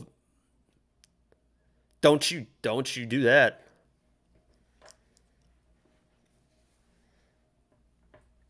I trailed the decision, no action. Yeah, so either way, we're gonna get our money back. Because even if Vanessa wins by a decision, we're gonna get our money back. So it wasn't a bad bet to have. And I mean, this is going to be an interesting scorecard, guys. Because round 1 could have been Vanessa, and round 3, I think, is Vanessa right now. I mean, if Jinyu Frey doesn't get out of this clinch in the next minute, I think Vanessa won this round too. So I think Jin's got to get out of here. I think Frey's gonna lose this decision.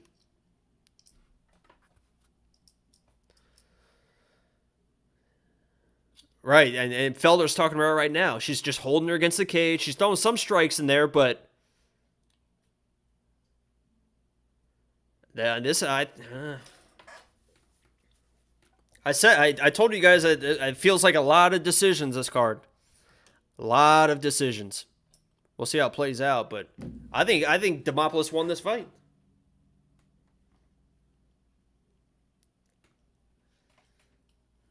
If I'm a judge, I score round 1 for Vanessa, and I score round 3 for Vanessa.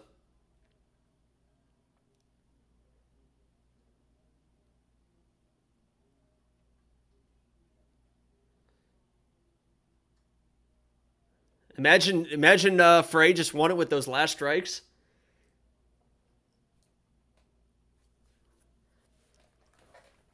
This is going to be an interesting decision. I think Vanessa won. Hey, Sean V, I think Vanessa won that fight.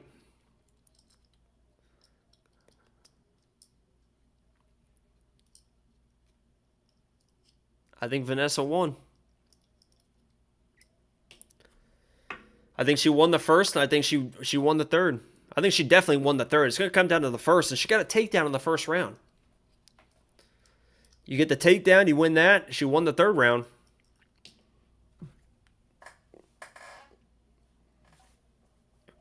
And if anything, it's not the situation. Here's how I see it. I think Vanessa's going to win on the judges' scorecards, but it was more Jinyu Frey lost that fight more than Vanessa won it. Is how I see it. But yeah, this is one of those fights, guys, where it's like they're going to put the scorecards out, and Twitter's going to be like, oh, so-and-so got screwed, or so-and-so got screwed. It's a close fight. It's a close fight. I think Vanessa won 29-28.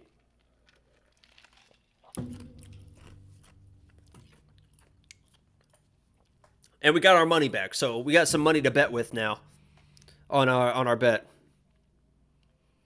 We took a flyer plus 190. We got our money back. Here comes the decision. It's a split. He's got the big scorecard. It's a split.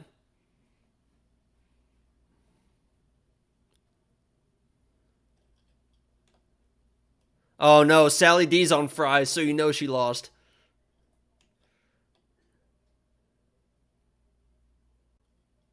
$30-27 is Frey. 30-27 Vanessa.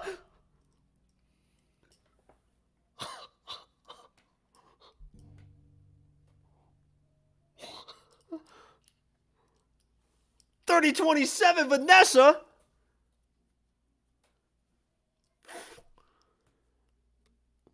Listen, I in the grand scheme of things, I have no issues. First of all, as soon as Sal D'Amato was on Jinyu Frey's side, we knew that she was going to lose the fight.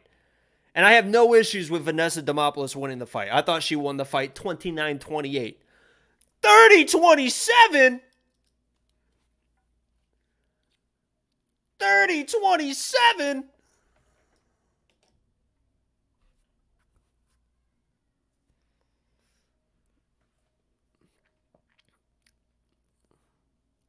$30-27? Hey, Sean V, I'm not arguing with you. I thought Frey clearly won the second. I thought Demopolis clearly won the third.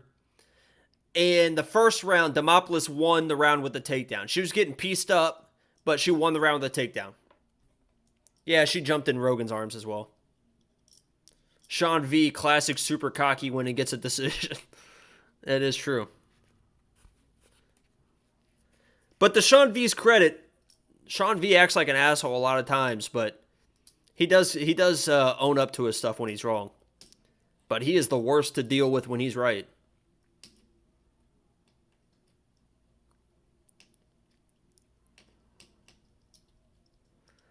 Next one's Batista. Put in the chat now if you guys think, because I thought this was going to be a big favorites card. By the way, my parlay just lost off the rip. Even the live odds. Yeah, what were the live odds towards the end of the third round? I'm actually interested in that.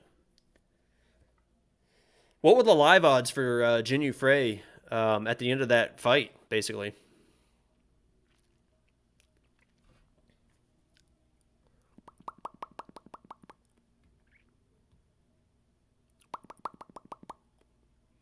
They need to pay out this money. They need to pay out this money. Give me my money back, Bet Online, for this decisional action. Minus 700 live odds? Jesus Christ.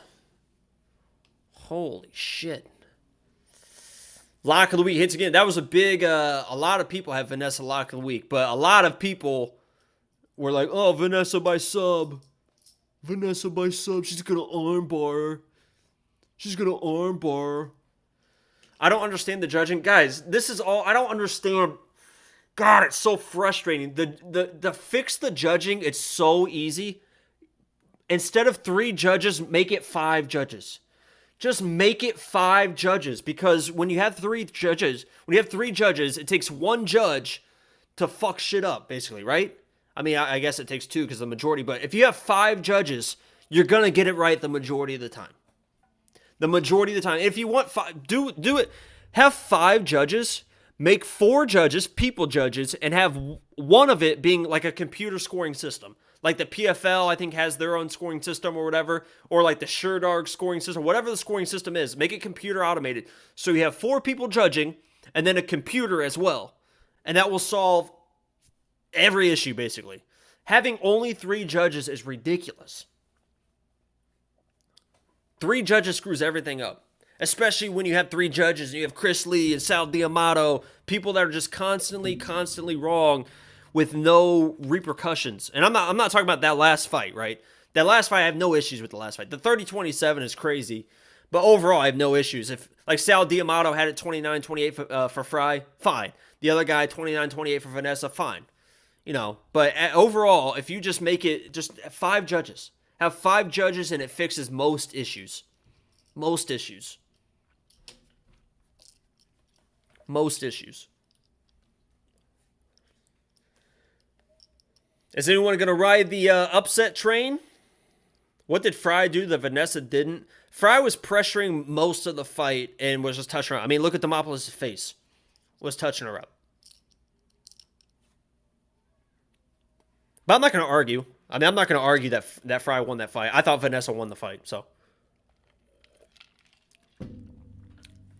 On MMA decisions, 10 media judges saw it for Frey and only 1 saw for Demopolis. No. I'm not going to argue either side. I could see either way. I thought Vanessa won.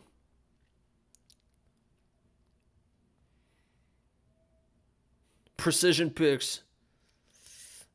Over 70.5. We're 1 fight away from the lock of the week, so. Next fight's the Brian Kelleher, yeah, thank you for that. Here, I'll put it like this. Is this fight. So put in the chat, is anyone going to ride the underdog train to pick Brian Kelleher? Boom. I missed round 1, but I thought Vanessa won. Yeah, round 1 was basically pretty much all Jinyu Frey. Vanessa landed a couple bigger shots, but it was pretty. I think everyone would agree that Jinyu Frey was winning round 1, and then Vanessa got a takedown with like a minute 30 to go. And and Frey got back to her feet after like 30, 40 seconds or so. So she didn't do anything with it, but she did get the takedown. And we were just talking about the last bet. Some people tailed me on the last bet. We got our money back for it. Vanessa inside the distance, decisional action. Same thing for this fight. I have, tweet it, I guess. Or, I mean, not tweet it, but I'll put it on here. I have Brian Kelleher inside the distance. Decision, no action. I think I only put a unit on that one. They finally gave me my money back. Where's this bet? Oh, I put 1.5 units on this one as well. 1.5 units plus. This is my bet for this fight. So same thing. I think Mario Batista should win a boring decision, but Brian Kelleher is a more dangerous fighter. So I had the same bet in this situation. So my pick is Bautista. Do you guys have action on this fight? I know a lot of people are saying Bautista by KO. Bautista's a lock.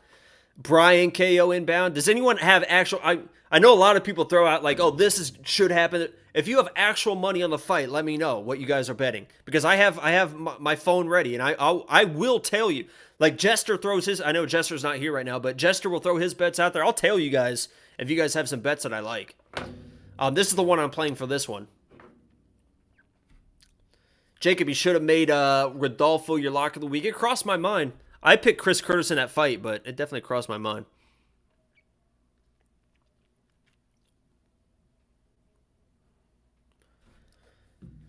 You have 1 unit on Batista by KO. You have a half unit on Batista by KO. Batista round 3 KO. Geraldo. What odds did you get on that? I got 2 units on Batista moneyline parlayed with the lock of the week. Whew! We're feeling good. Brian sub plus 500. I could see you taking a flyer on that. Got Batista in a parlay. My parlay just got rocked by Jinyu Frey. Just fucking rocked. I never thought in my wildest dreams that she would lose a decision to Vanessa.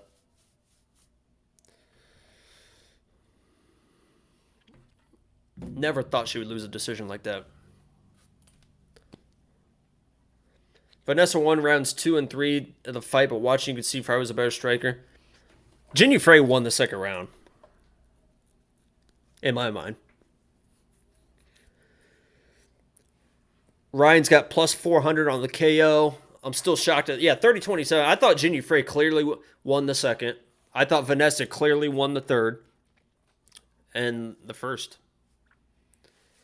I had 1 unit on the Frey Bautista parlay. Got fucked. Yeah. Unfortunately, guys, I think there's going to be a lot of decisions on this card. And there's going to be a lot of wild decisions. I pray, I hope, even if Gamrot gets finished, I hope that the main event goes inside the. I know I have a bet on goes the distance, but for the sake of everyone, if that main event goes to a decision, I could see somebody get fucking screwed as well. So they're gonna. I mean, there could be a lot of decisions on this card, guys. That's why parlays. I thought that the favorites would be pretty big on this card for parlays, but with decisions, you just never know. Just never know. Here we go. The fight's getting ready to start. Here's my bet for this one. My pick is Mario. I'm 0-1 so far. And here we go. Just started. I'm going to count it down. 57, 56, 55, 54, 53. And let's get after it. Bautista with the pressure early. We'll see if Batista tries to grapple at all. That's what I'm most interested in. Is Bautista just going to try to outstrike him, outpoint him, or is he going to engage in the wrestling?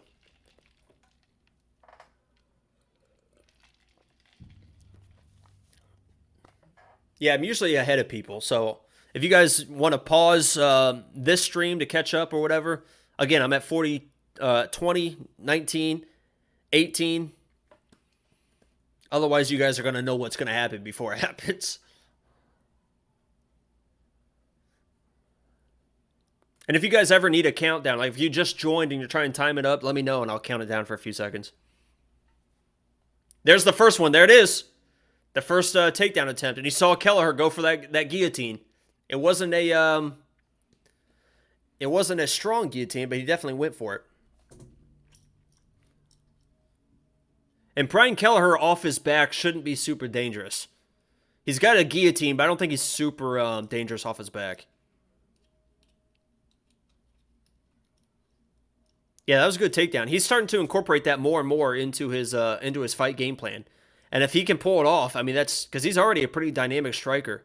If he adds in these takedowns like this, as long as he doesn't wear him out, Bautista could become a problem, man. Who's Sean V have here? He'll tell you after the fight, Thomas. And he'll tell you that he was right.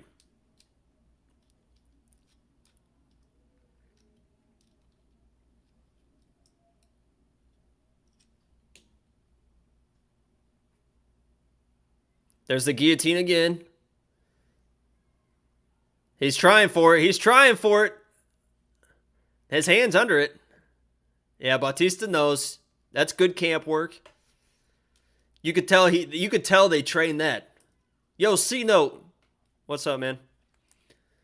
Oh, full mount. Going for his own. Oh, he's got that. He's got that. He's tapping. He's tapping. So we lost that bet. Jesus Christ. We got our pick right. But we lost that bet. Holy shit, Brian Kelleher. What the fuck was that? He went all the way from almost getting his own guillotine or trying to get his own guillotine. Dude, Bautista could become a problem, man.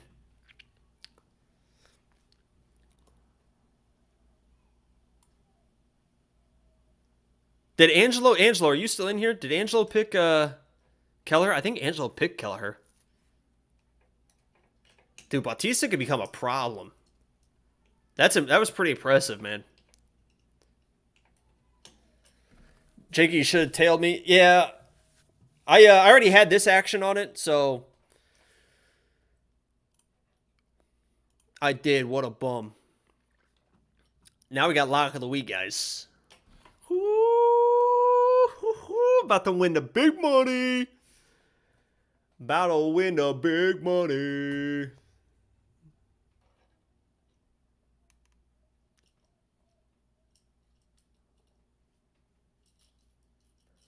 About to win that big money. I'm not scared of this at all. I'll put this in the chat already because this is a guaranteed lock. JP buys, what is it, 2.4 units. Minus 120. Lock of the week. That's the bet. And I'll be honest with you guys, I'm getting some butterflies. I'll be honest with you. I'll be honest with you. 3 in a row. You know, we lost 3 in a row, lock of the week. I'm getting the butterflies. I'm getting the butterflies. Where'd my message go? Put this. This is where we're sitting at, lock of the week time. I would not touch the next fight with free money. It's a clear pass. Andrew, you're going to learn something today, and that is that JP Baze is about to smoke this dude. Angelo, where you at, man? Angelo was in here. He's in here. He's lurking around. Definitely staying away from this JP fight. It's a mistake, guys. I might get that same tattoo that Bautista has. Death before dishonor. Yo, Brian Kelleher looks extremely disappointed.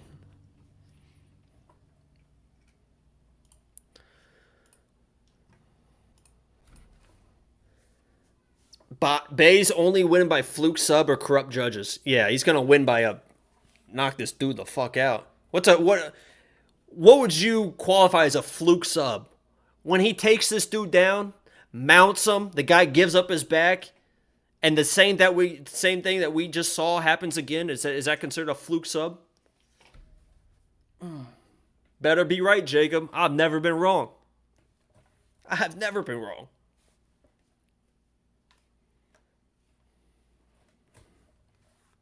Never been wrong. Here we go. Lock of the week. Lock of the week. You know what I might do for the Lock of the Week video next week is I'll put my reaction and then I'll put like a log of the chat. So if you guys are in chat, when the Lock of the Week, when JP Baze, I keep saying buys, when JP Baze finishes this dude, I want to see everyone in the chat be like, "Sorry, Jacob. You were right, Jacob. Sorry, Jacob." And I'll put that in the video.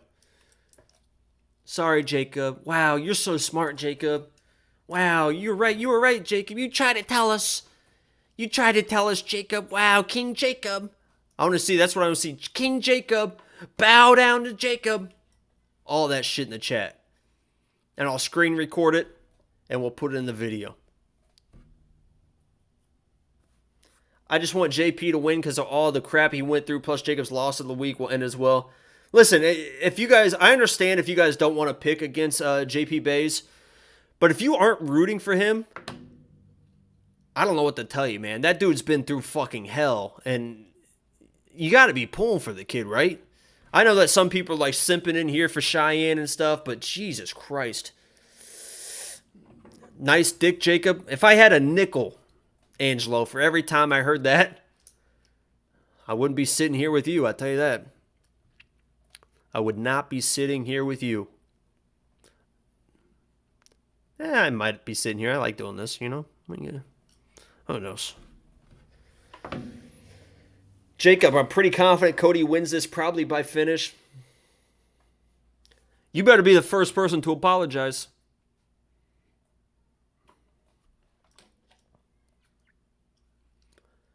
Look at this Armin dude. They're pumping this Armin dude up. It's going to be embarrassing when Gamrot finishes this guy, huh? 5.83 takedowns per 15 minutes. 100% takedown defense. Gamrot's never been taken down.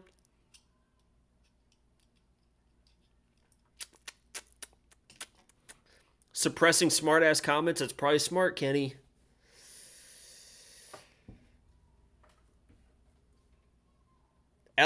Jacob will go AWOL for a week after Alex Pereira gets starched next weekend. No. What are the odds on that fight? I know Sean Strickland's a dog, right? But it's pretty close. Strickland is like a... let me see if I can find those. Does anybody have an early bet that they like for next week that I can jump on with you? It's pretty much a pick 'em, isn't it? Minus 118 for Pereira and 102 for Sean Strickland.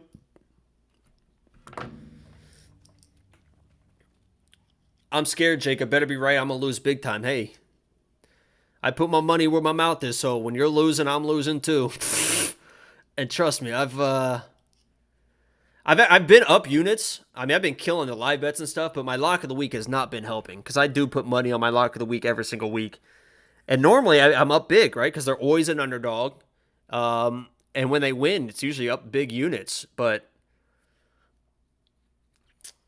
Strickland is not starching anyone. Yeah, I agree. I mean, that should be Alex. But I'm surprised. I'll probably load up on Pereira. I assume people think that Strickland is going to wrestle, right? I assume people think that Sean Strickland's going to try and wrestle because there's no way. I know Sean Strickland's tough and he's a decent boxer, but there's no way. Nobody in the UFC can strike with Alex Pereira. Nobody.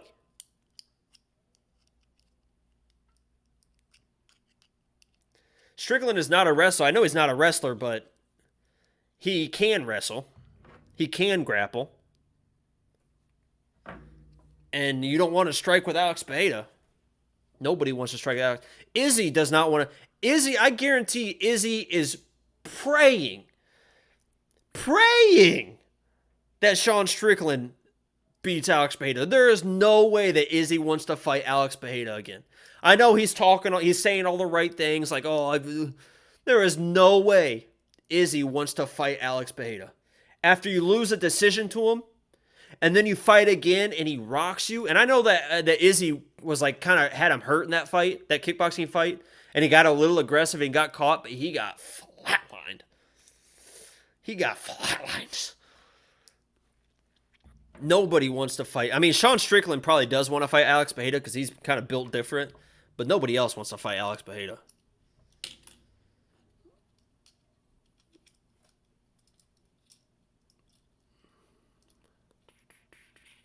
I'm so excited for this main event. I know that this isn't like flashy names for like the outside MMA community, but like everyone in the chat right now, I know everyone is so excited for the main event because you guys know these guys. It is going to be an absolute war. I hope it's not a bad decision. There's my dude, JP. I like how it says won 5 of the last 7 fights. It's true.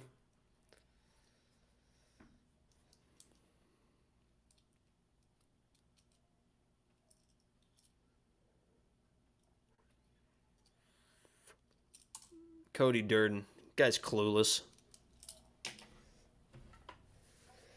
Who wants to see Sean Brady versus Rachmanov? I want to see Sean Brady versus somebody. I love Sean Brady. That camp is still undefeated. Sean Brady, Armin, what's it? Petrosky.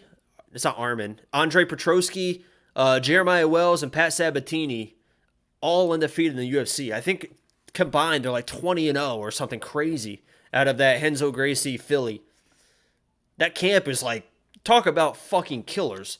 Yo, legit, like, Pat Sabatini might be the least dangerous fighter out of all 4 of those guys, but he might be the most dominant fighter, if that makes sense. Think about that. Sean Brady, Jeremiah Wells, Andre Petrosky, and Pat Sabatini. Pat Sabatini is probably the least dangerous out of all 4 of those guys, but his fights, he's the most dominant with his wrestling.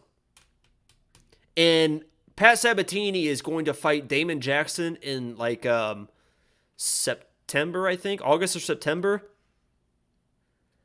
Like, no disrespect to Damon Jackson, but Pat Sabatini is going to fucking smoke that dude. If he's not a 700 favorite going to that fight, I don't know what I'm going to do. I might sell both of my kidneys, just lay in the hospital on life support, put that money on Pat Sabatini, and then buy my kidneys back and then, you know, buy a nice house. Yeah, I'm a big Pat Sabatini guy, but he's got to clean up the striking. And it looks like fight to fight, when I watch Pat Sabatini, I'm a huge always be lock of the week. He's my dude, Pat Sabatini.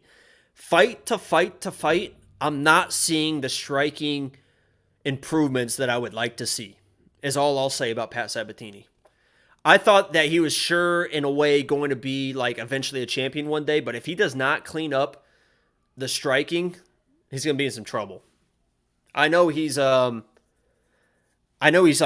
so no, you don't have to tell me how dominant he is on the ground, but his striking, he's got to clean up his striking for sure.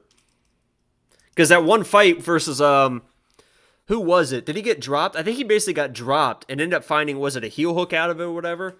But that fight was like, his striking was like, uh-oh. That was not a good situation to be in. But, you know, some other people have found ways to not be a great striker and still win fights. And you can improve that. It's probably much easier to improve your striking than it is your wrestling and grappling, so. Like Khabib. Khabib was never a good striker, but he developed a good jab, and he developed enough to hide his wrestling, right? And Khabib was so dominant anyway with his takedowns, but he was able to hide his wrestling a little bit with his striking, and that's really all Pat Sabatini needs to do. And I would look to, if you're Pat Sabatini, I would look to really try to invest in kicks. Kicks and kicks and kicks. You see that with Umar. You'll see that with Umar tonight. His kicking is unreal. And if you're a guy that's comfortable on the ground and you don't mind getting into scrambles, that's like, I know that people are going to hate me because of Ryan Hall, but that's all Ryan Hall's game plan. Just kick and kick and kick. And if you grab a kick and we go to the ground, perfect. That's where I want to be anyway. So add in a lot of kicks that people, you know, grab your leg and take you down. That's fine. And if you develop into a great kicker on top of grappling, now all of a sudden you have Umar Nurmagomedov. So, you know, it is what it is. But I'm a big Pat Sabatini guy. Angelo, if you're out there, bet $1 on a draw here, please. Thomas, what the fuck are you going to do when it's not a draw? That's what Angelo wants to know. You keep saying put it on a draw. What are you going to do if it's not a draw? The chances of being a draw are just absurd. Glover helping Alex with grappling. Yeah, he's coming along. But that's not something you can just grappling and wrestling is not something you can just like a 6-week training camp and all of a sudden you're good to go.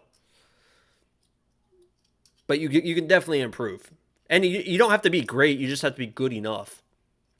Especially just defending takedowns. You don't have to be great as long as you're just good enough. Here we go. Lock of the week time. I've never been so confident. I'm like usually I'm actually pretty nervous. I'm not nervous on this one. JP's ex is hella fine. Cheyenne. She aight. You know what I mean? She aight. You know, something light. Something light. What happened with the JP wife stuff?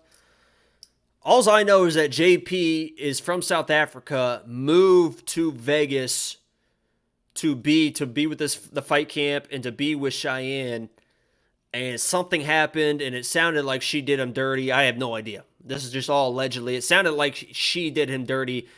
She tried to make it sound like he was like a drug addict. Is what the first thing that came out was Cheyenne being like, from what I understand, I could be wrong, but from what I understand, Cheyenne was like, yeah, I broke up with him because he was addicted to pills or something. He was like a drug addict. And then more stuff allegedly started coming out to where she just cheated on him with supposedly Roman Dolidze. And like now she's living in Georgia or whatever with Roman or something. It's like getting a little wild. So I think everyone has started to realize that JP kind of got screwed in this. He moved his whole life to Vegas. And she just left him there, basically. So I think a lot of people are feeling bad for JP. I know I'm feeling bad for him. This is a lock of the week for the heart and for the technique, because this dude's about to get smoked. JP Baze. Lock of the week. Jacob, this fight is literally 50-50. My ass. My ass. If these dudes fight 100 times, JP Baze wins. What do you guys think? Put your number in the chat. If these guys fight 100 times, how many times do you think JP wins the fight? I would put it at, if I'm being realistic, I'd say 97, 98. If these guys fight 100 times, I see JP Baze winning 97, 98 times. Whether, this time is going to be, maybe the 1 or 2 losses that he takes, maybe it happens tonight, but I doubt it. Not when you're the lock, baby. 69 times, Adam. I'm loving it. I'm loving it. Yo, Jacob, it's Precision Picks. I got JP Baze to win this fight 78 out of 100. Yep. What up, Precision Picks? Me and Precision Picks got absolutely scrambled with PFL last night. That's who, if you guys want to follow me on Twitter,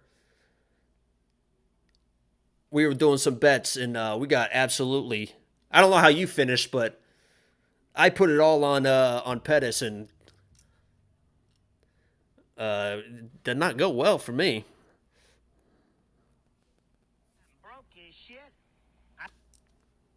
I'm broke as shit. Oh, it comes out here. I'm broke as shit. That's how that's how my night finished with the PFL. But we're gonna win it all back right here. We're already down 1.5 units. Brian Kelleher kind of screwed us there. We're 1-1 on our picks. We're about to be 2-1 with JP Baze, and we're about to win big. Did the fight start? Not yet. It was a first round finish, so they had some time to kill, unfortunately.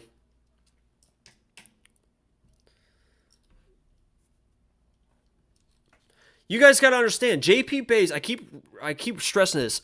His last fight, Montel Jackson, a guy that's been wrestling his whole life, his goal in life was to be an Olympic wrestler, trained at the Olympic facility team. A guy that weighs 20 pounds more than JP, maybe more.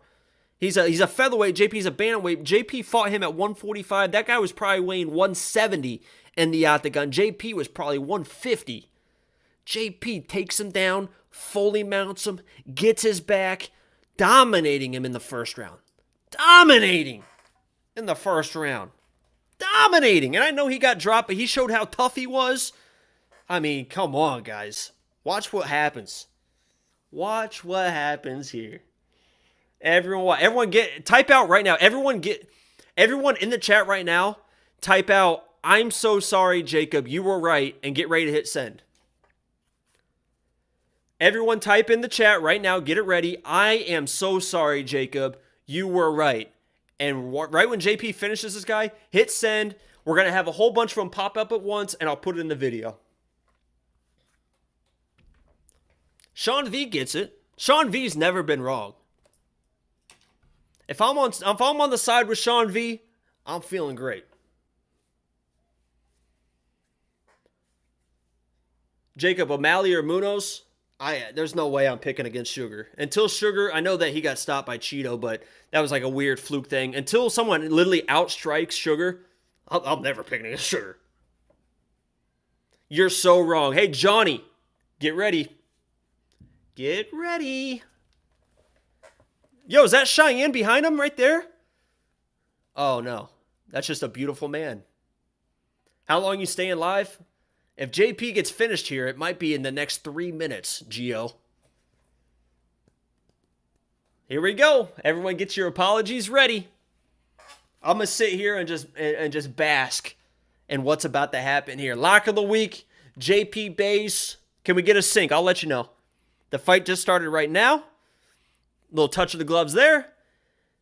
56, 55, 54, 53, 52.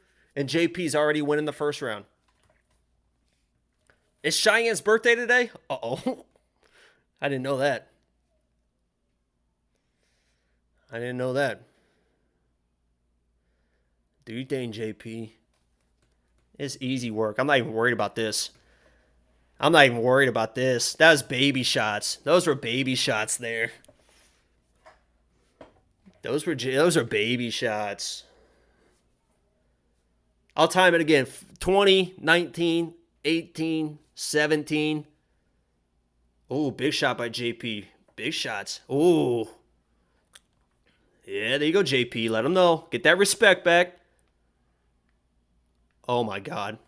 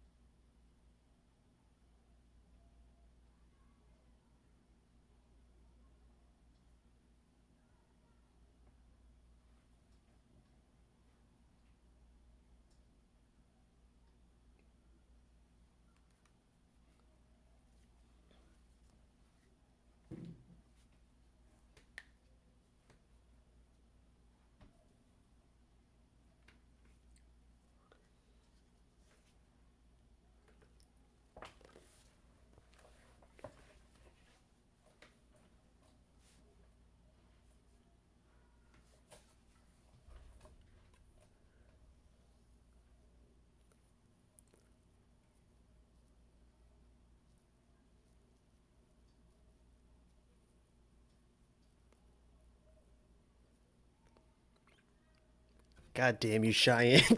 God damn you, Cheyenne. What the fuck did you do to this guy? Oh my God. That's three of the last 4 Lock of the Weeks got finished in the first fucking round. I'm fucking stupid, man.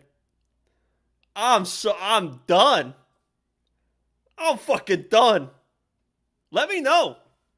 I deserve it. I'm a clown.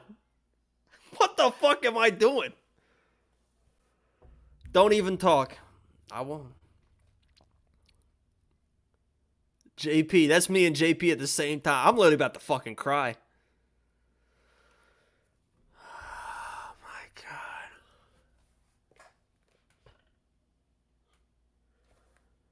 Fade of the week.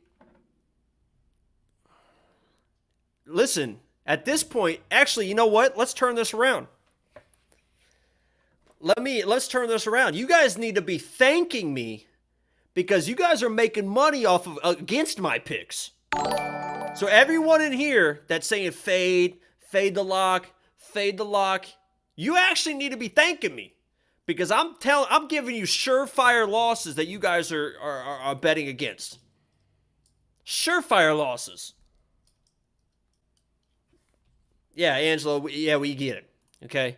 Because JP Baze lost, and my lock of the week has now lost 4 weeks in a row. And I would like to see some thank you, by the way. Everyone that's like, oh, fade the lock, you're welcome. I'd like to see some thank yous. Look at this, guys. Because JP Baze lost. Yeah, where's Thomas? The draw hit. Clown ass. If you become a member, you're automatically entered to win $50 free. Become a member and comment on the Lock of the Week video. You can still do it if you want. Become a member, comment on the Lock of the Week video, and you're entered to win $50 free. So, not up in here. Holy shit. Holy shit. Even when Lock of the Week, because if you guys don't know, Lock of the Week, I've been doing Lock of the Week for like over a year and a half now. When this first started, I've been doing Lock of the Week. Even when Lock of the Week was at the worst of its worst last summer, 3 out of 4 first-round knockouts. I mean, you can't make that shit up. This is going to be like a fucking movie one day. Like, where this guy, like, I'm going to be a Netflix documentary where this dude, like, was on a YouTube channel and he ended up getting 30 fights wrong in a row. Somehow, this guy, it's going to be like an ESPN 30 for 30. Where were you when Jacob missed his 30th lock in a row? Tuesday night, we find out. Whatever the 30 for 30 shit is. Jacob Lyons, Lock of the Week, Feast of Famine. The story of how a man lost everything. Lost fucking everything. Bet it all. He lost 29 Lock of the Weeks in a row. He thought, there's no way I lose 30. There's no way I lose 30. He sold his kids, sold his wife to put one last bet on this Lock of the Week. Ryan Hall, 6 years from now, his final Lock of the Week, and Ryan Hall just gets fucking smoked, and I lose it all.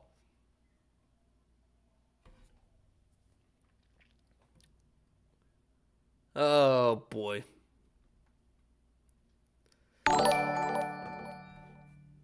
Whew! He overdosed a day later.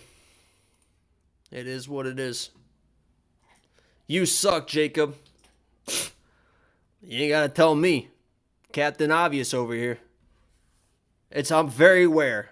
Trust me, guys.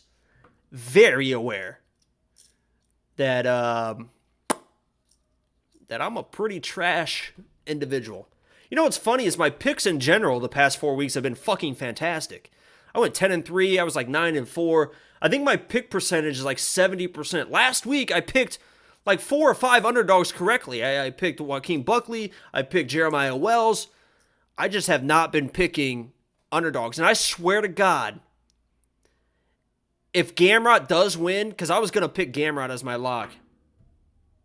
So overall, I know people will be like, oh, you're an idiot. Oh, clown, blah, blah, blah. My picks have been better than anyone's the past 5 weeks. And you can look them up and you can go down the list. And my picks overall have been better than anyone's. But if you want to call me a clown for Lock of the Week, I get it. This is fucking embarrassing. Woo!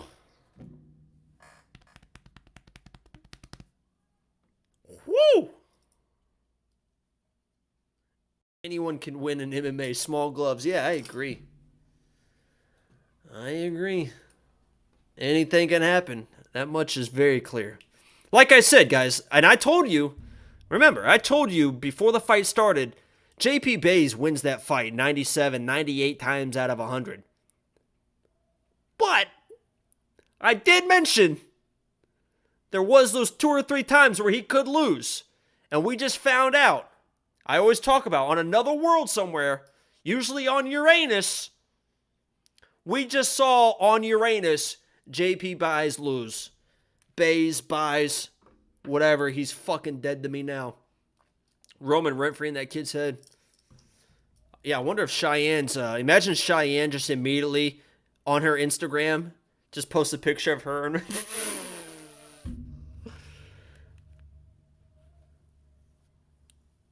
Yeah. You know what's funny? You actually mentioned this. So technically, hear me out on this, guys, and tell me if you guys agree or disagree. Technically, JP didn't even qualify for. I don't even know if I'm allowed to even. I was not even allowed to make him my lock of the week in my mind. So that almost, I think that just goes down as a no contest, right? Because JP Baze, he was the favorite.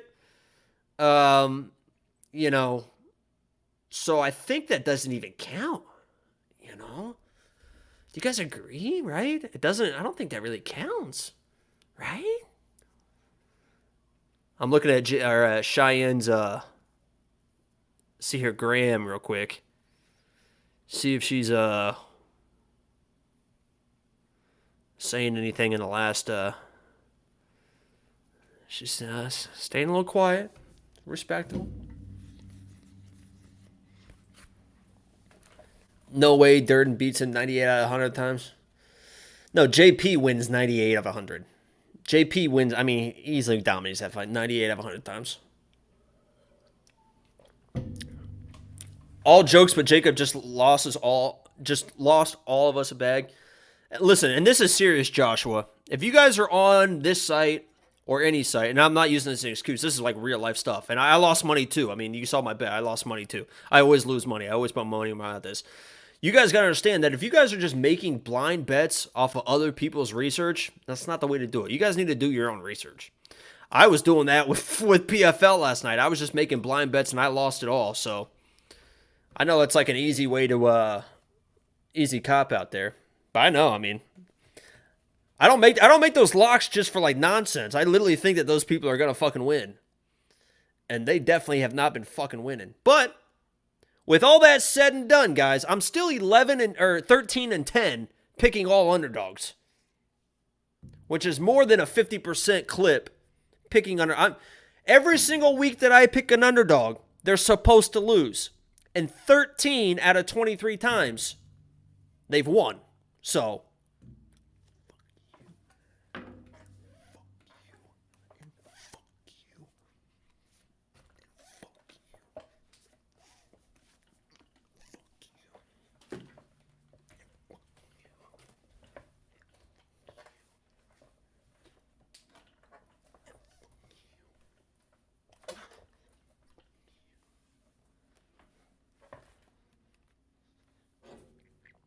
but underdogs win in the UFC all the time. Do they, DD? What's the clip on that? Do you think they win 55% of the time? Maybe, but maybe not. I really would like to know the... does anybody actually have that stat? What's the next fight? Because I need to make some money back. Real quick. Oh, I already have Sergey. Yeah, so I have Sergey money line. Uh-oh. Uh-oh. Feeling really bad for JP. Is at 99% getting cut. Hopefully he recovers. He seems like a really great guy. Yeah, I mean, I do feel bad for him. And maybe this is the best thing for him. I mean, obviously losing sucks, but maybe he goes to Bellator or PFL and just fucking kills it. We've seen that with a few people. My very first lock of the week ever was Antonio Carlos Jr. He lost. And he got cut after he lost. He went to the PFL and just started winning millions of dollars. The guy was submitting everyone. So you can go elsewhere and win and do just fine. Antonio Carlos Jr. was the very first lock of the week ever last February of 2021. I think it's February, maybe January. And didn't look great doing it. And now he went to the PFL. He like won their tournament, won $1 million. So there's other avenues. It's not all just UFC or bust. Yeah, I'm down bad now. I'm down bad. 1 and 2 in picks too. I have 1.3 units on this one. I'll put in the chat.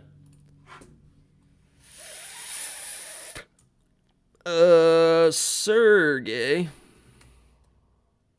And to be honest with you guys, I literally was really confident in JP. I literally was really confident. That was not like fake bullshit. But, you know, shit happens, so. Sergey, 1.3 units. Minus 130 is my bet for this one. Lost of the week, part 2. Looking forward to next week's loss of the week. Who is the? Let me look at the fight odds. I'll just give you a bet right now. I'll just tell you who it is right now, and that way you guys can put some early money on them. Let me look at it. 276 odds. I'll tell you who it is right now. Ooh, Max Holloway. Ooh, hey, Max Holloway plus 155. Hey, Max Holloway as an underdog. I mean, I think it's gonna be. I mean, just looking at it, Brian Barberino maybe. Jim Miller. Oh, that's the one that got canceled. Max Holloway, huh? Maxie with the lock of the week. There's no way Max Holloway lets me down, right? I mean, there's no way Max Holloway lets me down. Yo, Jacob, awful take on the Durden fight, but I ain't shit there right there with you. Yeah, that happens. It happens. That was definitely not my best. But was it my worst? That's what we got to look at, guys. It wasn't my best, clearly. But was that worse? What was the worst knockout? Was that worse than Johnny Munoz Jr.? Was that worse than Liang Na? Of those 3 knockouts, JP Baze, where would you rank them worst? If number 1 is the worst and number 3 is not as bad, where would you rank those lock of the weeks? Johnny Munoz Jr., Liang Na, and JP Baze. Jacob, we win, lose, we lose. I'm sorry for the troll. I don't care about it. If you guys are trolling me about lock of the week, that's not trolling. You guys are being 100% correct. There's no trolling. I don't get upset. I'm not getting upset with you guys. It's 100% correct. That's not a troll. Just like when people are saying, you make excuses about the judges, and I made that like that analogy. Like if you hit me with your car, and I say you hit me in a car, I'm not blaming you for hitting me with the car. If you guys didn't hear it from the pre-fight live stream, I basically somebody was saying that I blame the judges. If somebody's absolutely wrong, you're not blaming them. If I'm walking down the street and you hit me with the car, and I say you hit me with the car, I'm not blaming you. You actually hit me in the car. You guys are not trolling me for missing like I fucking am stupid. I'm stupid. You ain't gotta tell me. I'm hurting along with you.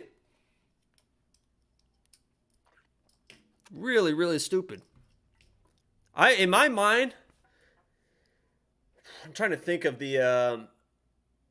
I think the Liang Na wasn't quite as bad. The Johnny Munoz Jr., I think this might have been the worst, honestly. I honestly think that this might have been the worst. It's either this one or the Johnny Munoz Jr. I think the Johnny Munoz Jr. is the worst one because that was like a 1-inch punch. That was literally like a 1-inch punch, and he was like almost flatlined. JP Baze got dropped, recovered, got dropped again, and then got hit in the head 57 times before the ref finally stopped it. So, yeah, the Johnny Munoz Jr. was probably the worst. This was probably second worst, and then Liang Na was the third worst. But, you know, we've won 4 in a row before, twice lock of the week. So, once we start going, we're going to start going. And then everyone's going to start losing money on the fade. But Jim Miller's fighting Cowboy. Yeah, and I'm looking at the early odds. Cowboy is a plus 185 on that Jim Miller fight.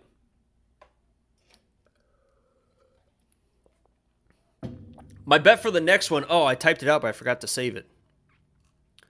I definitely have Sergey moneyline. Here it is. Sorry. Where'd it go? Show. There we go. So if you guys want to fade it, here you go. Everyone that says fade the picks, you can make some big money on Paiva right now. It's not Paiva. How do I say it? Someone said in the pre-fight live stream, not Paiva, it's Paiva? Paiva? No, it's Paiva. That is what Paiva. So if you guys want to fade me, easy money on Paiva right now. Easy money on Paiva right now. If you want to fade me. If you want to fade me. It feel like pina coladas. I need to just go back to just doing the karaoke because I was very successful in the karaoke earlier. Not so much in the picks. It feel like Cowboy cutting weight for the third time at his age. Yeah, but it's at 170. So it's not at 155. It's at 170. So it's not quite the cut that it would be. But yeah, I agree. It's not a great look to keep cutting weight like that. Paiva. This is Morozov fight to lose. I agree. He should win.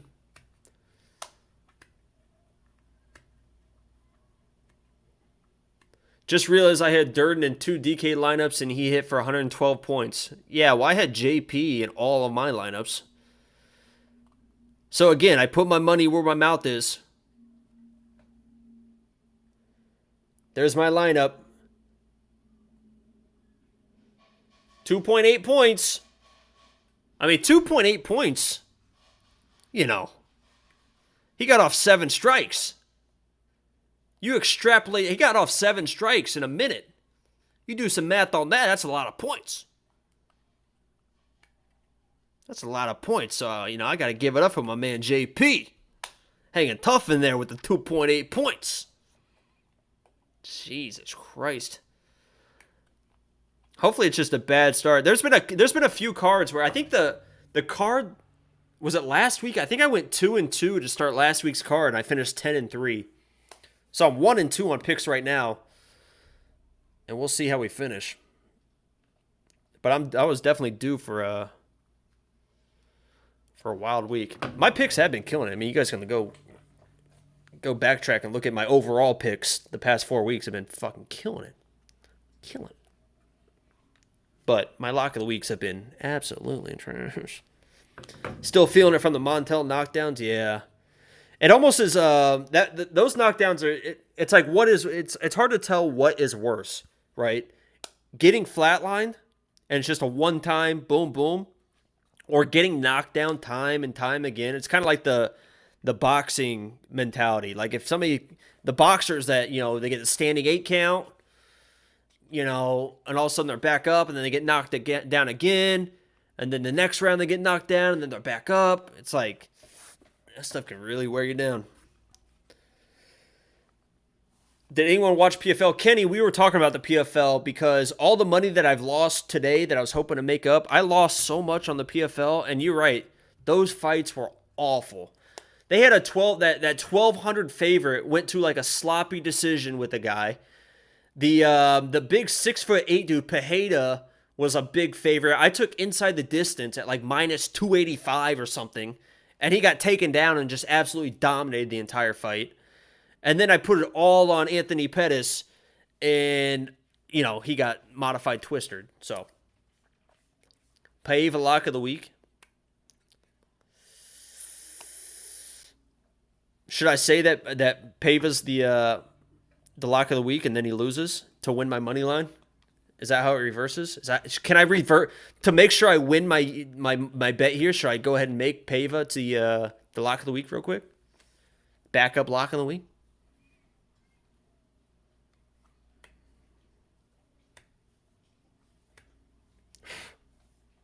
John Jones cornered a guy? Oh, there's Angelo. 7 subscribers away from 6,000. Make sure you subscribe. That way Angelo can hit that fake milestone. Big prizes. Big prizes. Big prizes when we hit 6,000.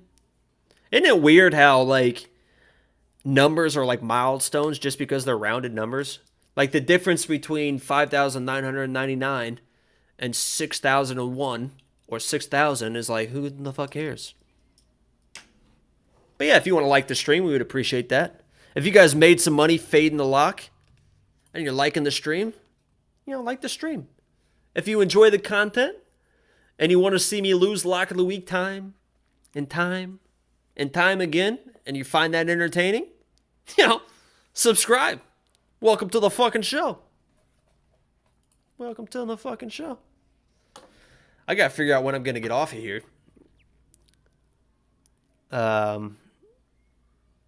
What's the fight after this one? Because I have not eaten all day. All day. The TJ Brown one? Damn, I almost want to stay all the way until the Ulberg fight.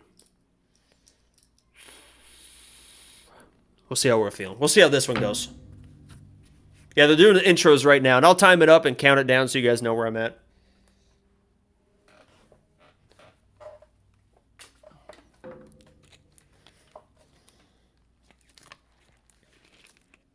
Yeah, we're getting really close to 69,069 subscribers, or 69,000, 6,969 subscribers, guys. Maurice Green had John Jones in his corner, but just stuck like a pig in the mud when he gets taken down. Durden was my lock of the week. If you like penis lotta and getting caught on my wang. Nice one. Really professional there, huge ass. Really professional.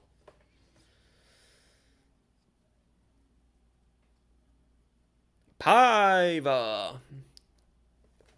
Oh, there's Uriah. When's the last time a Uriah fighter won?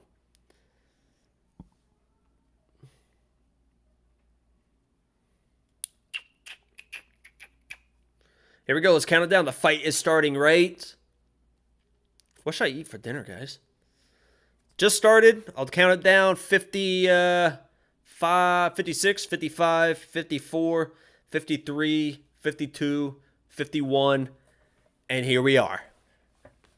If you guys want to fade my picks, hopefully you put everything on Paiva. What do you think of Frey versus Vanessa? I thought Vanessa won. 30-27 is crazy. First round was tough. I thought Vanessa won with the takedown. I thought Frey clearly won the second, and I thought Vanessa clearly won the third. It probably came down the first round, but I thought Vanessa won.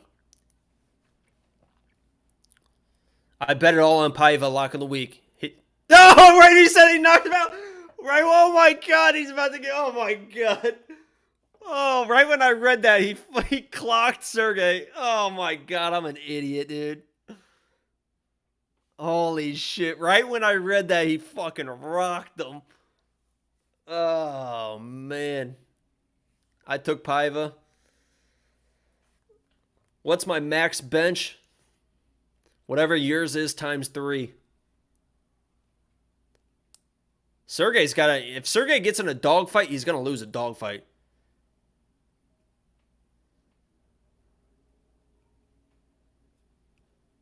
And Paiva's taking his time. Yeah, Sergey's got to get this to the ground, and... Sergey's going to get knocked out. This guy is clueless right now. He's got to get a takedown or it's over. He's got to get a takedown or it is over. He's got to get a takedown or this shit is over.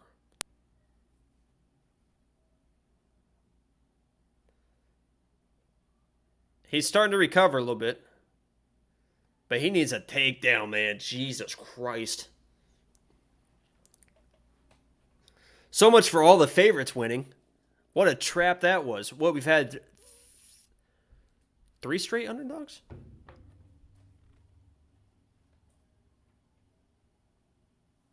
Nah, Batista won. So 2 of 3.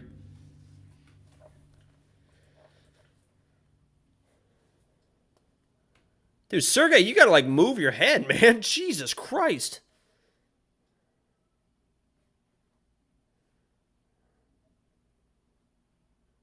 You need to put your hands up.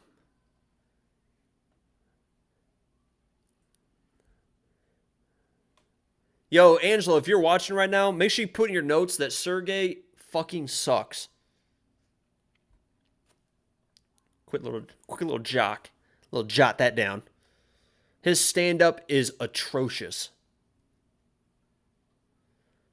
Low hands with no head movement. That's not a good strategy. Low hands, no head movement. Chinny. Can't get takedowns.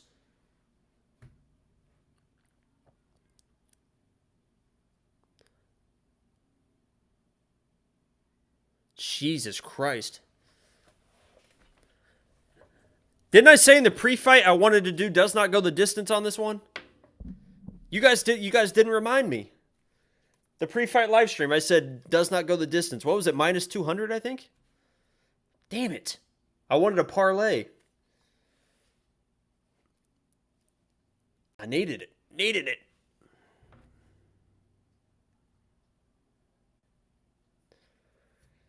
Oh my God, they're just swinging for the fences now. This is not a fight you want to be in. Dude, Paiva is probably tougher than Morozov. And that's nothing against Morozov, but Paiva's been rocked before and come back. I don't think... What is this guy doing? Sergey looks like he wants to just leave. Dude.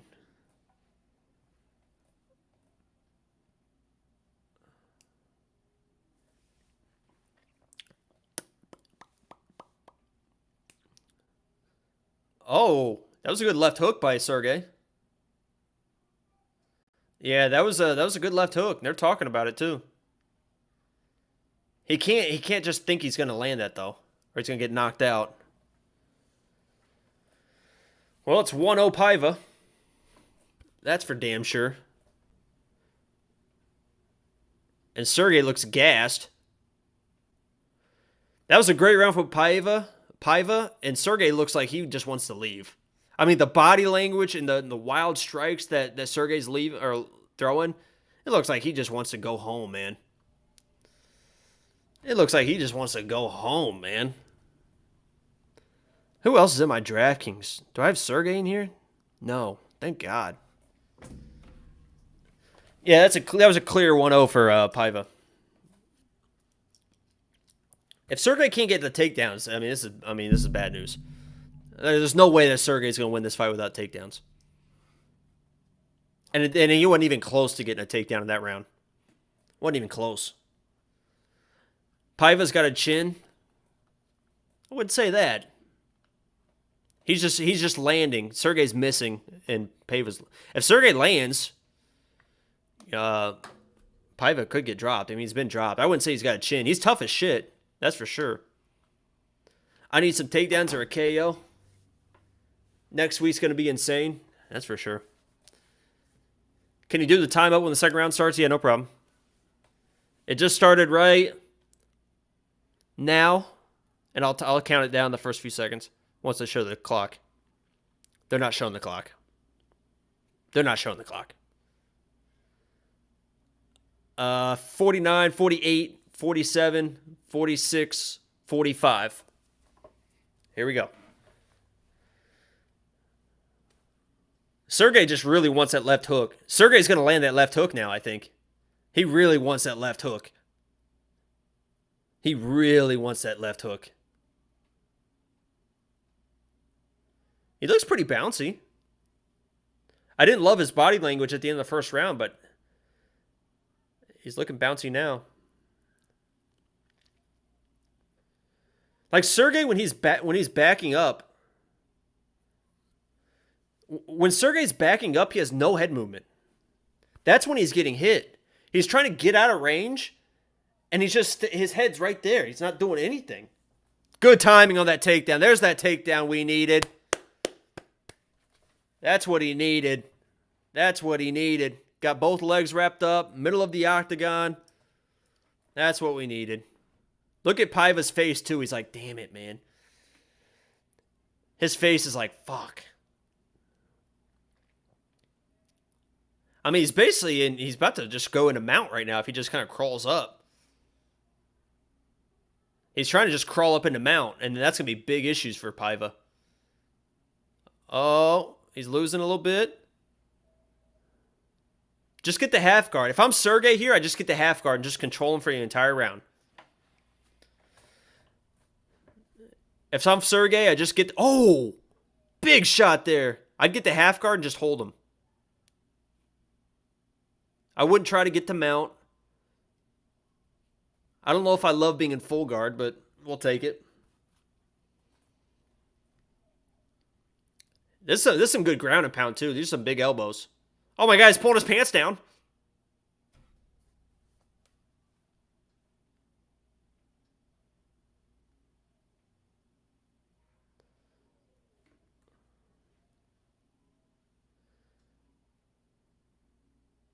Paiva's doing a good job getting back to the fence, or trying to get back to the fence. Almost got that half guard I was talking about.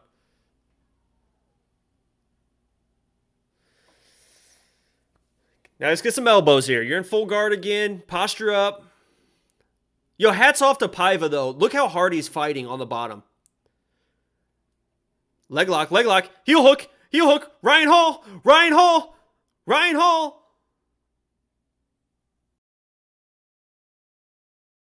He almost did it for the squad. Almost did it for the squad. Look how hard he's working at the bottom, though. This is what you want to see from fighters when they get in a guard or whatever on the bottom. The dude is just working his ass off to get back to his feet. Working his ass off to get that back to his feet. So even if you're on the Paiva side, you like to see that. I mean, he's getting controlled, but... Now he is back to his feet. Now, is he going to be too tired? That's the question. Is who got worn out more right there? And it looks like Paiva is fucking tired. Because he was working hard for 4 straight minutes to get back to his feet. Like constantly working to get back to his feet. And you would imagine Sergey can do this for a while. But he was working hard too.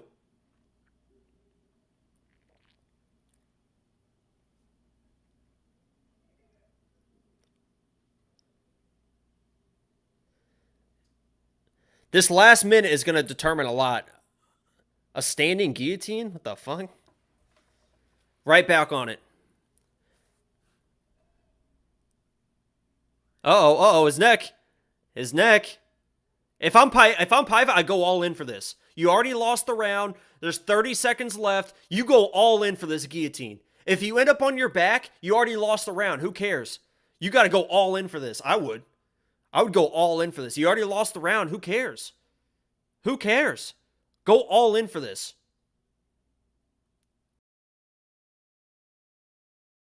You already lost the round.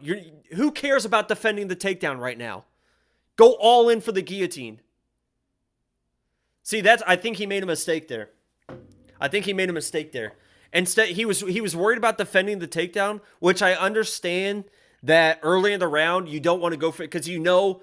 Listen, in Paiva's mind right there, he thought, I don't want to end up on my back again because then I can't get back to my feet. But there's 30 seconds left in the round. If you end up on your back again, you've already lost the round. You got to know you got to go all in on that guillotine. I would go all in on that guillotine. It looked like it was there if he committed to it. And if you lose it, you already lost the round. So who cares? It's 1-1, yeah. Andrew says Morozov is dying on the stool. He looked pretty fresh at the end of that round, but we'll see what happens.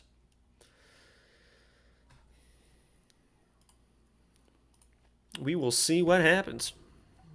Guys, I am so hungry. Yeah, I'm watching commercials too.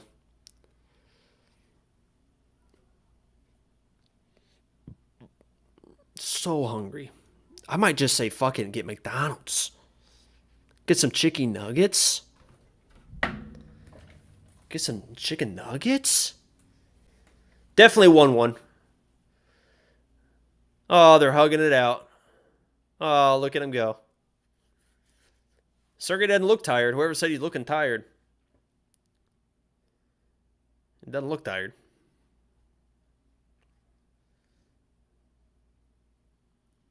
Yeah, I'm gonna try and make this through the 20 chicken nuggets and 3 large fries. Missed the rounds. Yeah, it's definitely 1-1. Paiva was basically on his back for 4 minutes.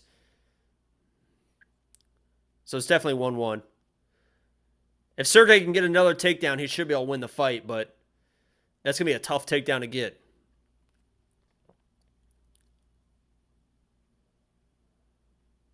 And thank God I didn't place that inside the distance bet so far.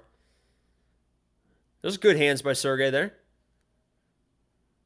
There's that takedown attempt. Good sprawl. Went to the single. Paiva's like, he's very desperate to not get taken down right now. Very desperate to not get taken down. Both of them right now is like, he got taken down. Sergey knows, like, I need to get this to win the fight, and Paiva knows I can't get taken down or I'll lose this fight.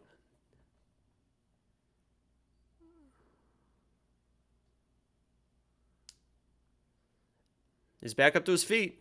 Oh, big right by Sergey.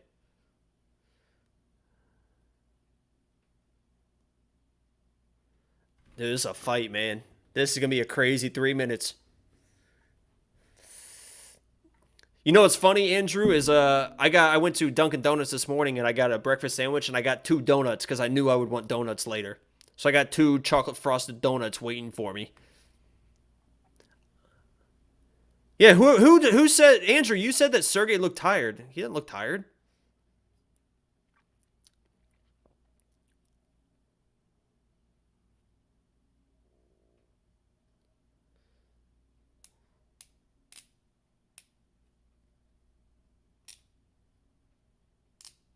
My fire stick went up. Keep the play-by-play up, please, until it comes back on. There's 2 minutes and 40 seconds left, and I assume Sergey's winning this round, but he's on his back foot now. So Paiva could easily steal this round because he's definitely the pressure fire now. Sergey is like literally like running away.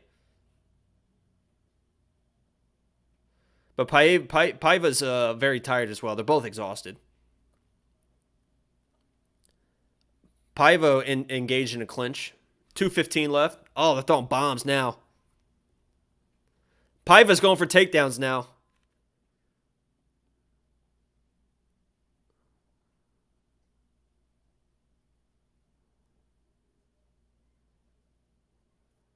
Spinning back fence attempt by Sergey.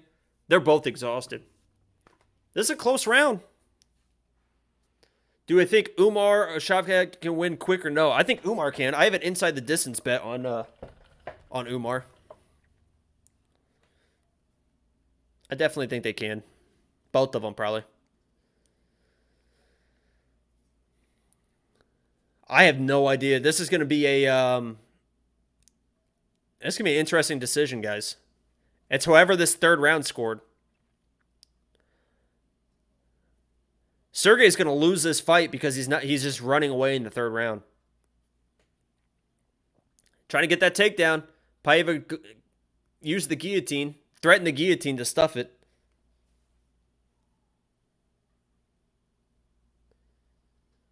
Whoever wins this next minute is going to win the fight.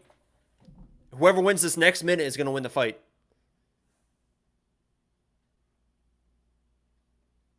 Oh, good slips by Sergey there. His hands look a lot better. Whoever wins this, somebody's going to get dropped and they're going to lose. They both went for a takedown. They both went for a takedown. I think Sergey, I don't know, man. People are, what are the commentators saying? They're saying somebody needs a finish. Are they talking about Paiva? Somebody was saying that they need a finish, and it sounded like they were talking about Paiva needs a finish. Yeah, Felder's talking about like Paiva needs a finish. I don't know. This is an awesome fight, though. I don't know how this is going to score. Paiva got a takedown at the end. He might have just won it. Yeah, this is going to be another judge's scorecards. In my mind, this is... damn it, man. In my mind, it's Sergey. It's whoever won the third round. First round, clearly Paiva. Second round, obviously Sergey.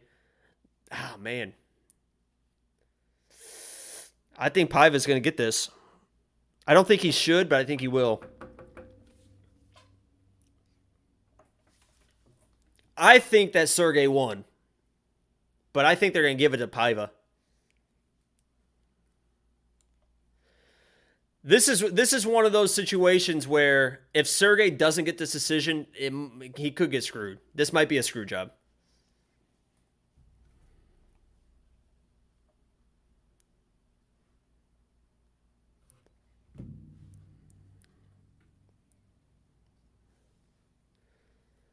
Third round, Paiva didn't do damage on his feet. I may be wrong. The takedown was big. Yeah, that takedown. If Paiva wins this, if Paiva wins this decision, it's because he got that takedown with 10 seconds left.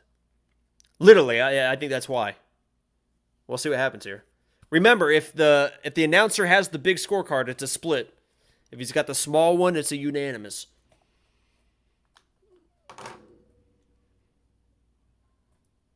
I think Sergey won.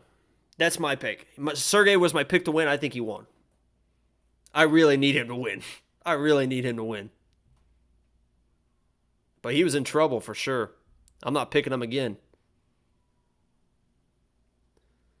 It's unanimous. It's got to be Sergey, right?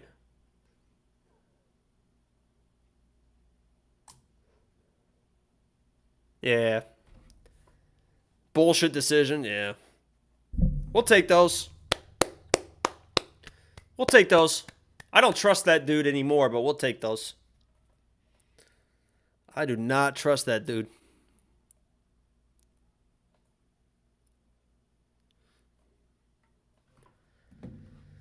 Whew! All right, we feel better. We feel better. We feel better. Off to a slow start, but we feel better. We're 2-2. We're back to 2-2.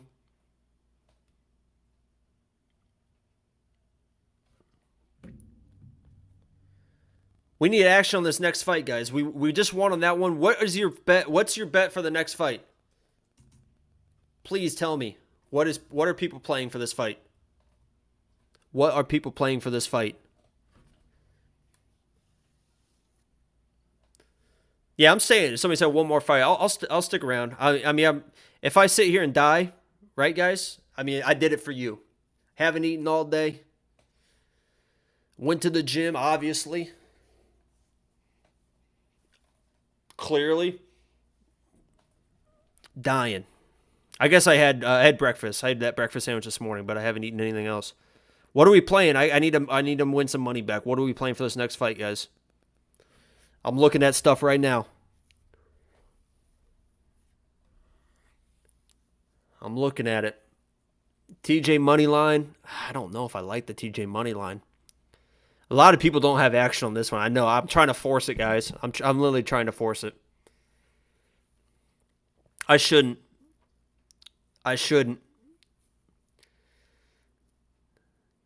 Didn't somebody say... Didn't somebody have something... Didn't somebody have a random bet on this? I got Brown and Moises parlay. 1 unit. Play Curtis and Thiago parlay 2. Could care less about this fight. Seriously though, TJ fought Killer. Is he going to win? I have TJ winning. I think he wins, but I think it's closer than people think. Oh, I already have... I have action on this bet. I forgot. I have the Nurdenbeek plus 190 inside the distance decisional action. But I want something else. It's actually plus 160 is what I got it at. I'll put it in the chat. This is the Shylon. Did I spell that right? Inside distance. And I don't love this bet, but I'll put it on here because I do have it. No action. I got it plus 160. It's plus 190 right now. I only put a unit on it. But I want something else. The fact TJ strikes and better defense seems to be TJ. I know TJ's a pick. TJ's definitely the pick. So do I play the money line for TJ? Because then I'm on both sides. If I play the TJ money line, if he wins or win inside the distance, I win. And if he wins a decision, I get my money back and I win the TJ money. But if he gets finished, I'll lose my TJ money line bet, but I'll still win the plus 160 Shylon bet. I'm trying to figure out the math here. Just 2 units on TJ. So if I put 2 units on TJ to get a unit back and he wins a decision, I'll get my unit back on the bet. If he gets finished, I'll be down. I'll still be up because plus 160. If he loses, what's the worst case scenario in that situation? If I put a 2 unit money line bet on TJ, is if Shylon wins a decision, then I'll be down 2 units. So if I put 2 units on TJ money line, if he wins a decision, good. Inside the distance, I'm good. If he gets finished, I'm good because I have Shylon inside the distance. So if Shylon wins a decision, I'll be down 2 units. I can take that. I'll put 2 units on it. I'll put 2 units on TJ. Right?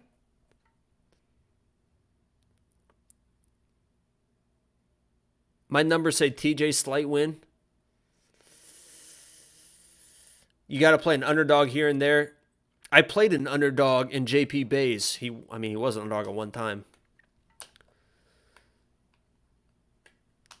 Do I want to play this, TJ? Do we trust TJ Brown right now?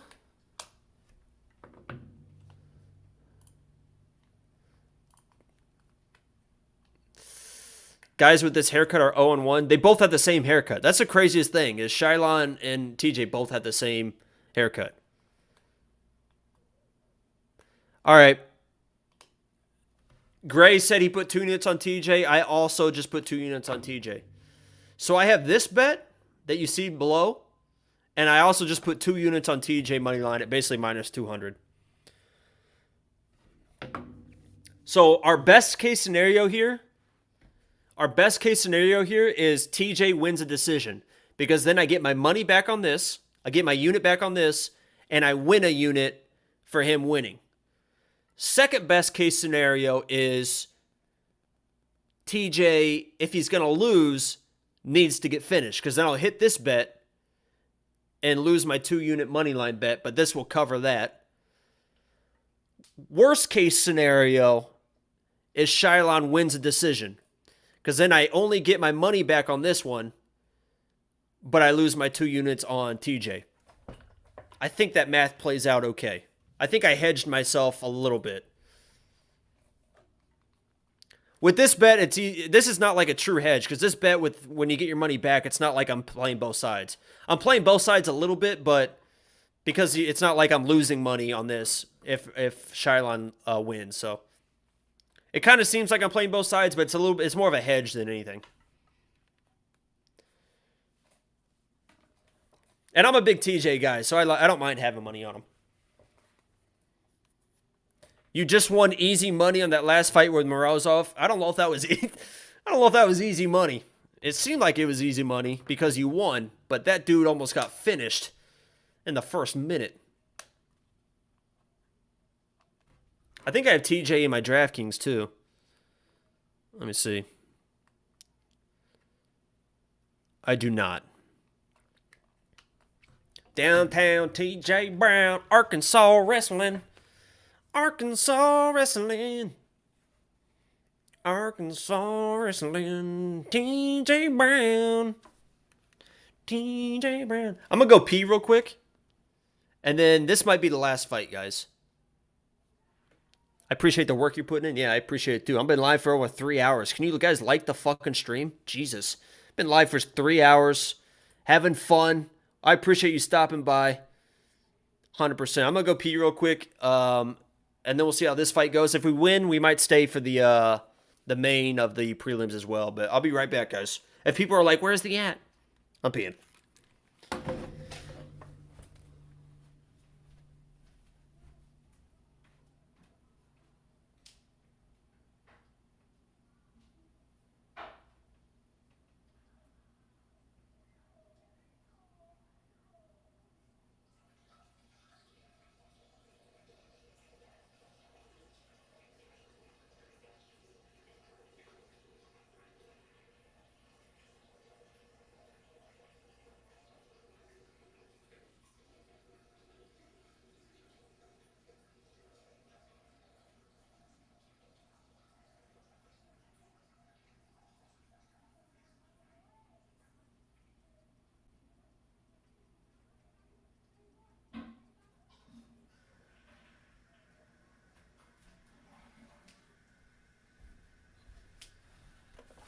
All right, we're back.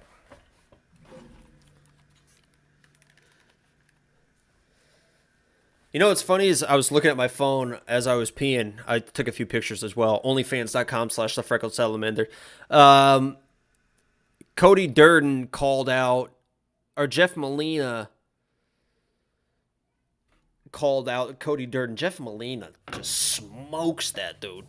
Smokes that dude. Cody Durden. That's the luckiest finish I've ever seen. Who do we got in the next fight, guys? Is anyone playing the Shylon side? Jeff trying to get that easy money? Yeah, for sure. For sure. For sure. Jacob putting in the hours. Hope Angelo's going to pay for his McDonald's. They paid for my Hardee's a couple weeks ago. That was the first time I had Hardee's in a while. Got the order wrong, but you know we're not gonna throw blame. Angelo, I don't know if you realize this. I hope you're still listening to this. Angelo, that Hardee's was the first burger and you're gonna enjoy this. And please don't tell your wife. That was the first burger I've ever eaten with mayonnaise on it. I will not eat a burger with mayonnaise on it. Ketchup, mustard only. Sometimes if they put mayonnaise on it, I'll sit there and I'll use a French fry or a spoon, a napkin, and I will scrape the mayonnaise off. I sat there, Angelo, as to not disrespect your wife, and just ate that shit. Just ate that shit. It wasn't the burger I ordered doesn't have mayonnaise on it. It was just a double cheeseburger. I got the wrong burger. It was a bacon double cheeseburger, whatever. So it had mayonnaise on it, but I wasn't going to sit there and start scraping off mayonnaise in front of your wife. She'd have been like, oh my God. So I ate it, man. I ate it. And honestly, it wasn't as bad as I thought it was going to be, but I just got a double cheeseburger and I ended up with a bacon double cheeseburger with mayonnaise on it. Yeah, it wasn't, Angela was right. It wasn't out of respect. It was out of fear. There is nobody in this world I fear more. Nobody. Than Angelo's wife. Nobody.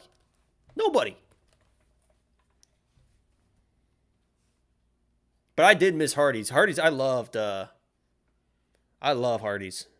I'm from Indiana. Hardee's was I had Hardee's right down the road. Those Hardee's thick burgers.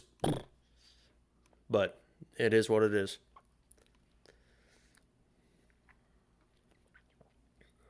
People talking smacked after the Demopolis win got me livid. Yeah, Demopolis by sub. She lucked out. But it is what it is. All right, TJ Brown. I have this bet, and I also put 2 units on TJ Brown money line at minus 200, basically. I think it was like 203 or something like that. And I'm a big TJ Brown guy. Have you ever seen people fight with the same haircut? I never have. TJ's just a little bit cleaner, probably. A little grown out. Let's go, TJ. Hard pass or scrape off the mayo. Yeah, it's definitely. Oh, my God. What the hell was that, TJ? Oh, my God.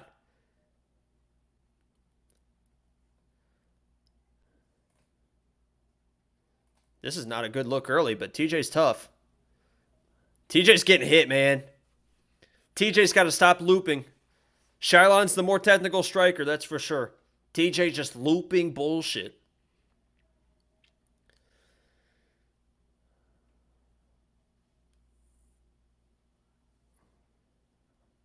Let's see if they go for takedowns. I'd like to see TJ wrestle him, man. Those are good knees. This pace is already crazy. This pace is crazy. No wrestling so far. I didn't count it down, I don't think. 401, 359, 358.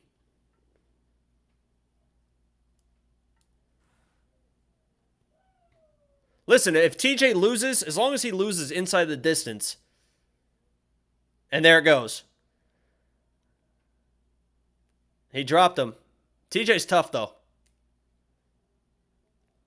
Good reversal. I was hoping they would wrestle. How much longer? I might get off at this one. If TJ Brown loses, I'll get off. If he wins, I'll stay on. We'll do it that way. Oh, Damon Jackson's in the corner of Shylon.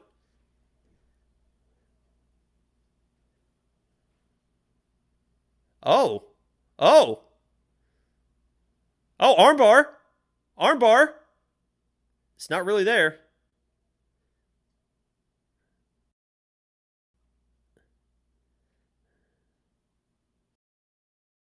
Half slicer.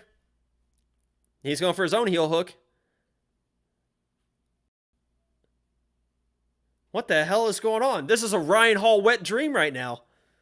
I gotta go to the bathroom real quick. Look at this. Look at these leg locks.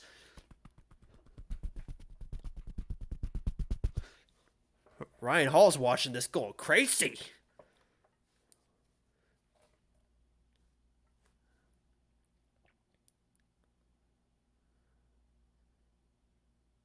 TJ's a good grappler, man.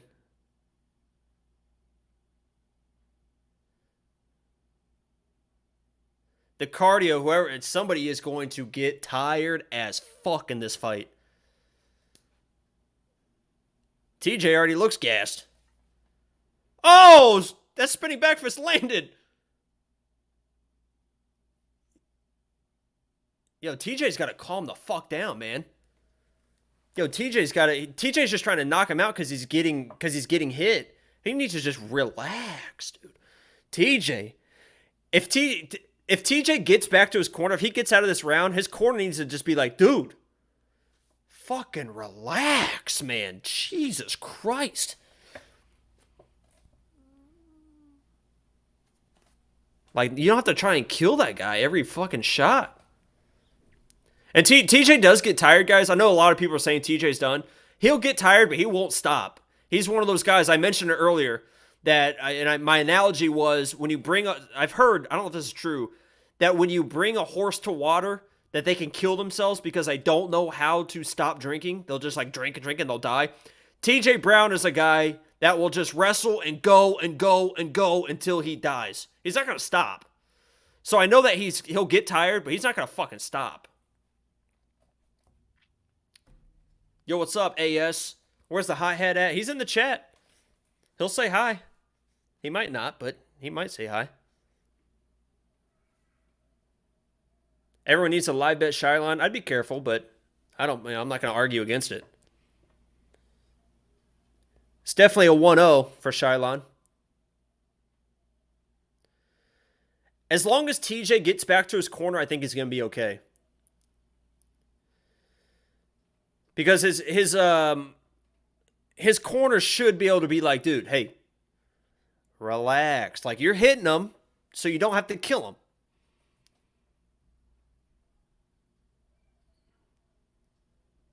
He got too aggressive in the wrestling. He was getting too aggressive in the striking. If he just relaxed. Yo, he's about to snap that shit too. Holy shit. He about snapped his arm. Yeah, what are the live odds? I think TJ is going to be fine. Especially when you're well conditioned, you can be tired, but you can recover really quickly. That's the point of being well conditioned, is your recovery more than anything. I'm trying to look at the live odds so I can let you guys know.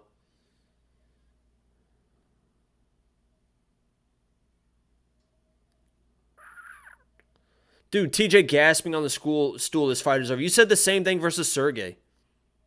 You literally said the same thing for Sergey, and Sergey came out bouncing around, shooting takedowns. I'm trying to get to the live odds. Here we go. Live odds are, drum roll please, if it loads. It's a pick'em right now. It's minus 115 for both. I see it minus 115 for both of them.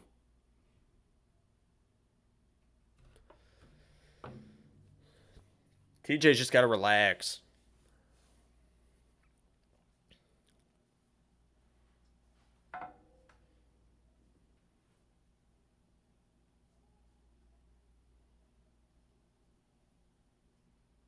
There you go. There you go, TJ.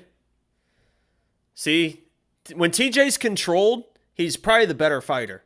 And he's much more controlled to start the second round. Much more controlled.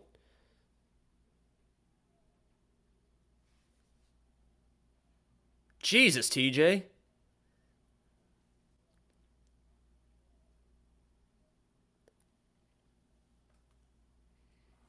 Oh, he's on his neck, but not really.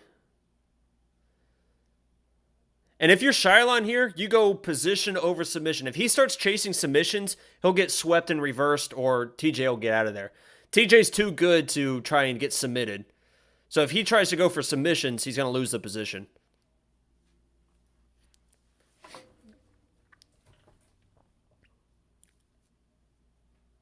He's going for that Kimura again.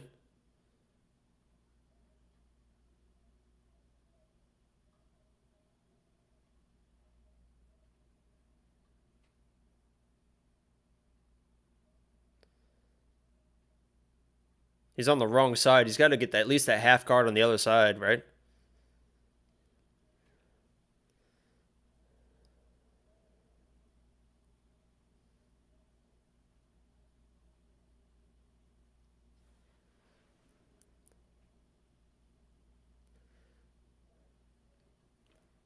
I knew I shouldn't have done that 2 units on TJ. I wasn't going to do it. Who was it in the chat that said do it? Somebody else put 2 units on TJ. See, there you go. He went. That's exactly what I said. Shylon went for the submission instead of the position and got reversed. That was the dumbest thing you could do. You're not going to be able to submit to, I mean, maybe later on, but going for that submission was so stupid, and he lost the position because of it. If Shylon was smart, he should have just kept the position, kept grinding him, but he got greedy. He went for the submission, and now TJ can do what the fuck he's going to do. I'm next level at this game, guys. Now he's got 1 hook in.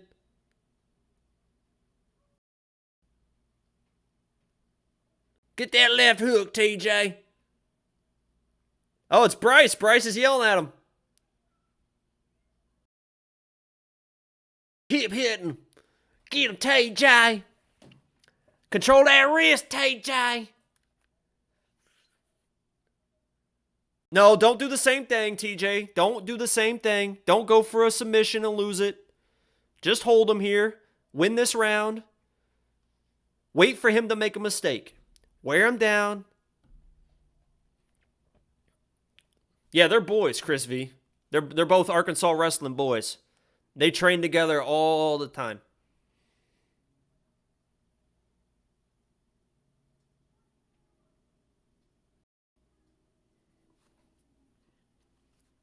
Yeah, best case scenario is TJ wins the decision. He's going to get reversed if he goes for this. Shylon's a little tired, though.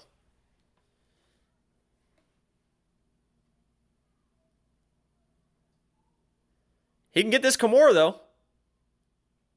If he wraps that leg back around.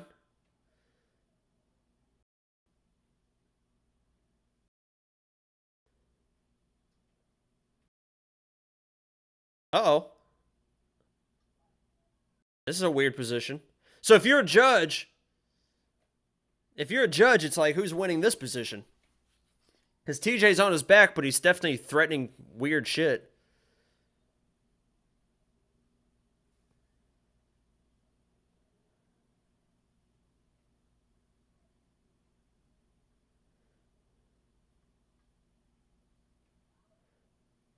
There it is. No, he's not going to get it, though.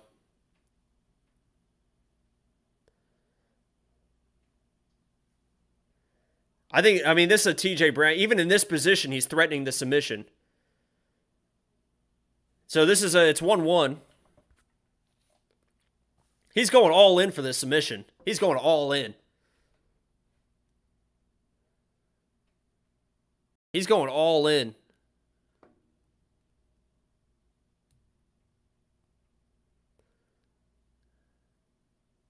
I don't know why he was so all in on that. It's probably 1-1. It's got to be 1-1, right?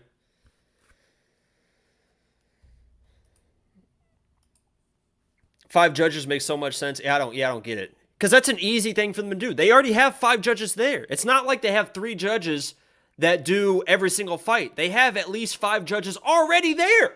They're just sitting there. Have 5 people score the fight. Just have 5 people score it. They're sitting there watching the fights anyway. It's not like you have to pay extra people to do this, and they're already there. They're sitting right there. Just have 5 people score the fight.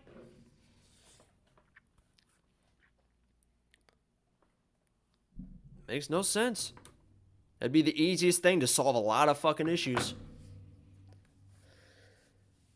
You think it's 2-0? Why would Shylon be up 2-0 in that?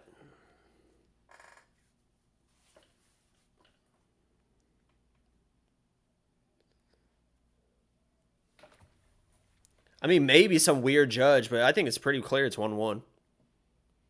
TJ Brown decision is best case scenario.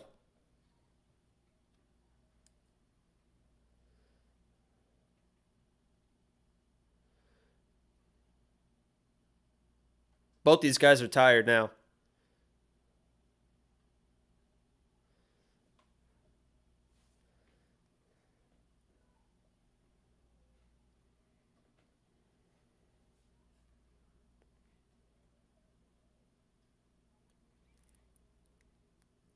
They're just throwing hands now in the middle.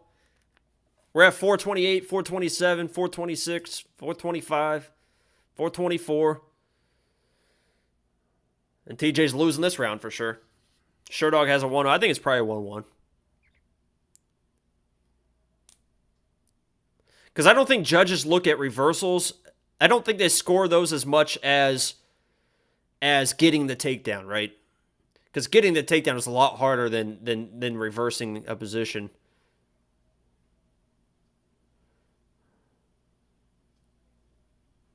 Woo! Shylon getting a little wild. Let's get that takedown, TJ. Good body shot.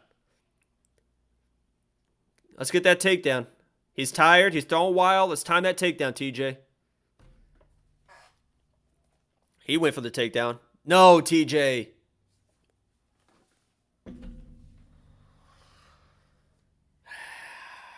Worst case scenario is Shylon wins a decision. And he's going to win a decision.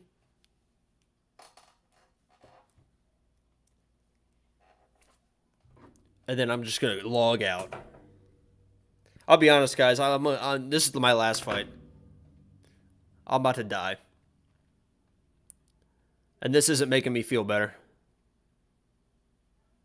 If Shylon's going to win, he needs to get the finish here. I'm not stressed. It's not that big a deal to me. It's just disappointing. Tay, I'm not mad. I'm just disappointed.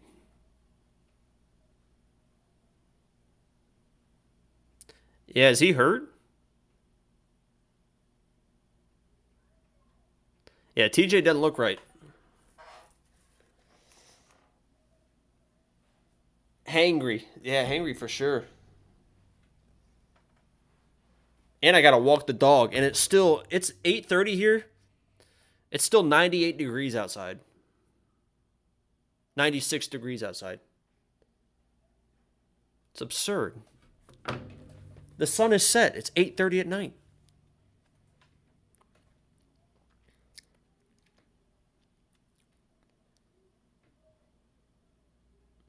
I need Shylon to get a finish. He's going for the triangle. Fully mounted. Get a finish.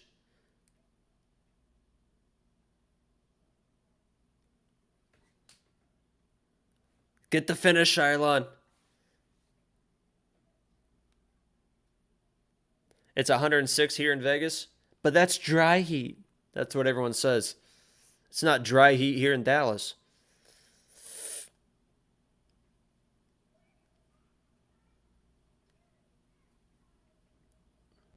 Oh, TJ reverses. I don't know if it's going to be enough. He's got to really threaten something here. He's going to lose the position again. If you get a takedown with 1 minute to go.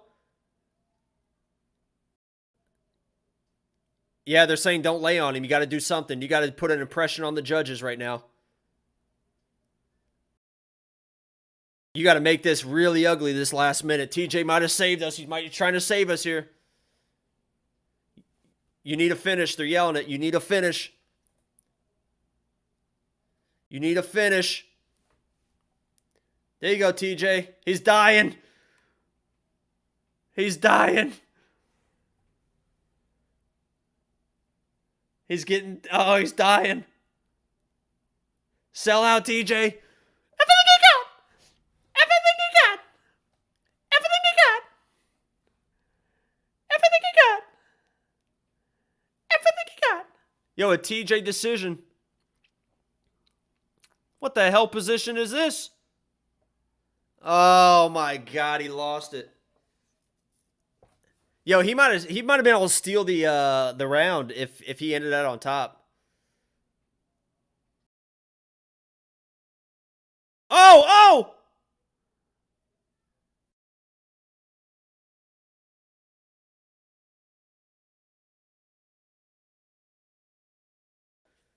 That should be Shylon.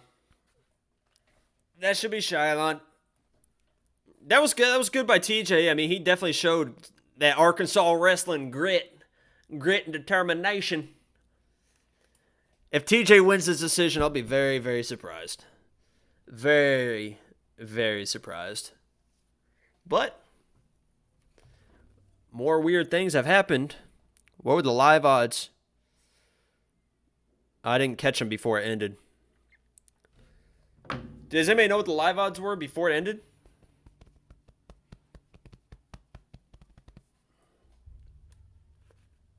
Everything you got.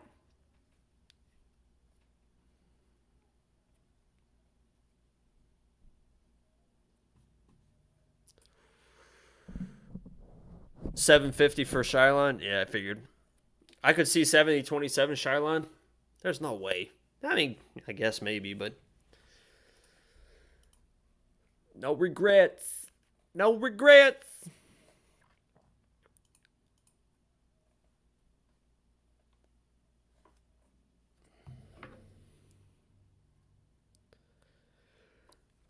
Whatever this decision is, hopefully it's for TJ, but who the hell knows? It probably is not going to be. I want to thank you guys so much for joining me today. I got to sign off. I want to stay, but holy shit, I'm dying right now.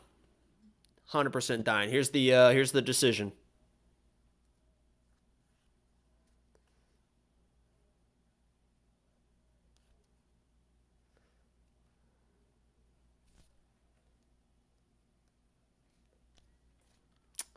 Poor TJ. Poor TJ. Hey, thank you guys so much for joining me. Whew! We were live for 3.5 hours. If you haven't liked the stream already, please like the stream. For the next fight, I've got Tafa. I'm probably going to load up big on it because I got to make some money back. But follow my Twitter if you want to. I might make some live bets from the main card. This is going to be a crazy, crazy, crazy main card. Hopefully, I can stay awake for it because I am exhausted. I got to go walk the dog real quick. Get some food in me. Thank you so much for joining me. Subscribe if you haven't already. Become a member for your chance to win $50 free on Tuesday's live stream where you're giving it away because JP Baze got fucking slapped. I appreciate you guys joining me today. Get Angelo on the screen. You don't want that. I appreciate you guys. I'm tired. I'm out of here.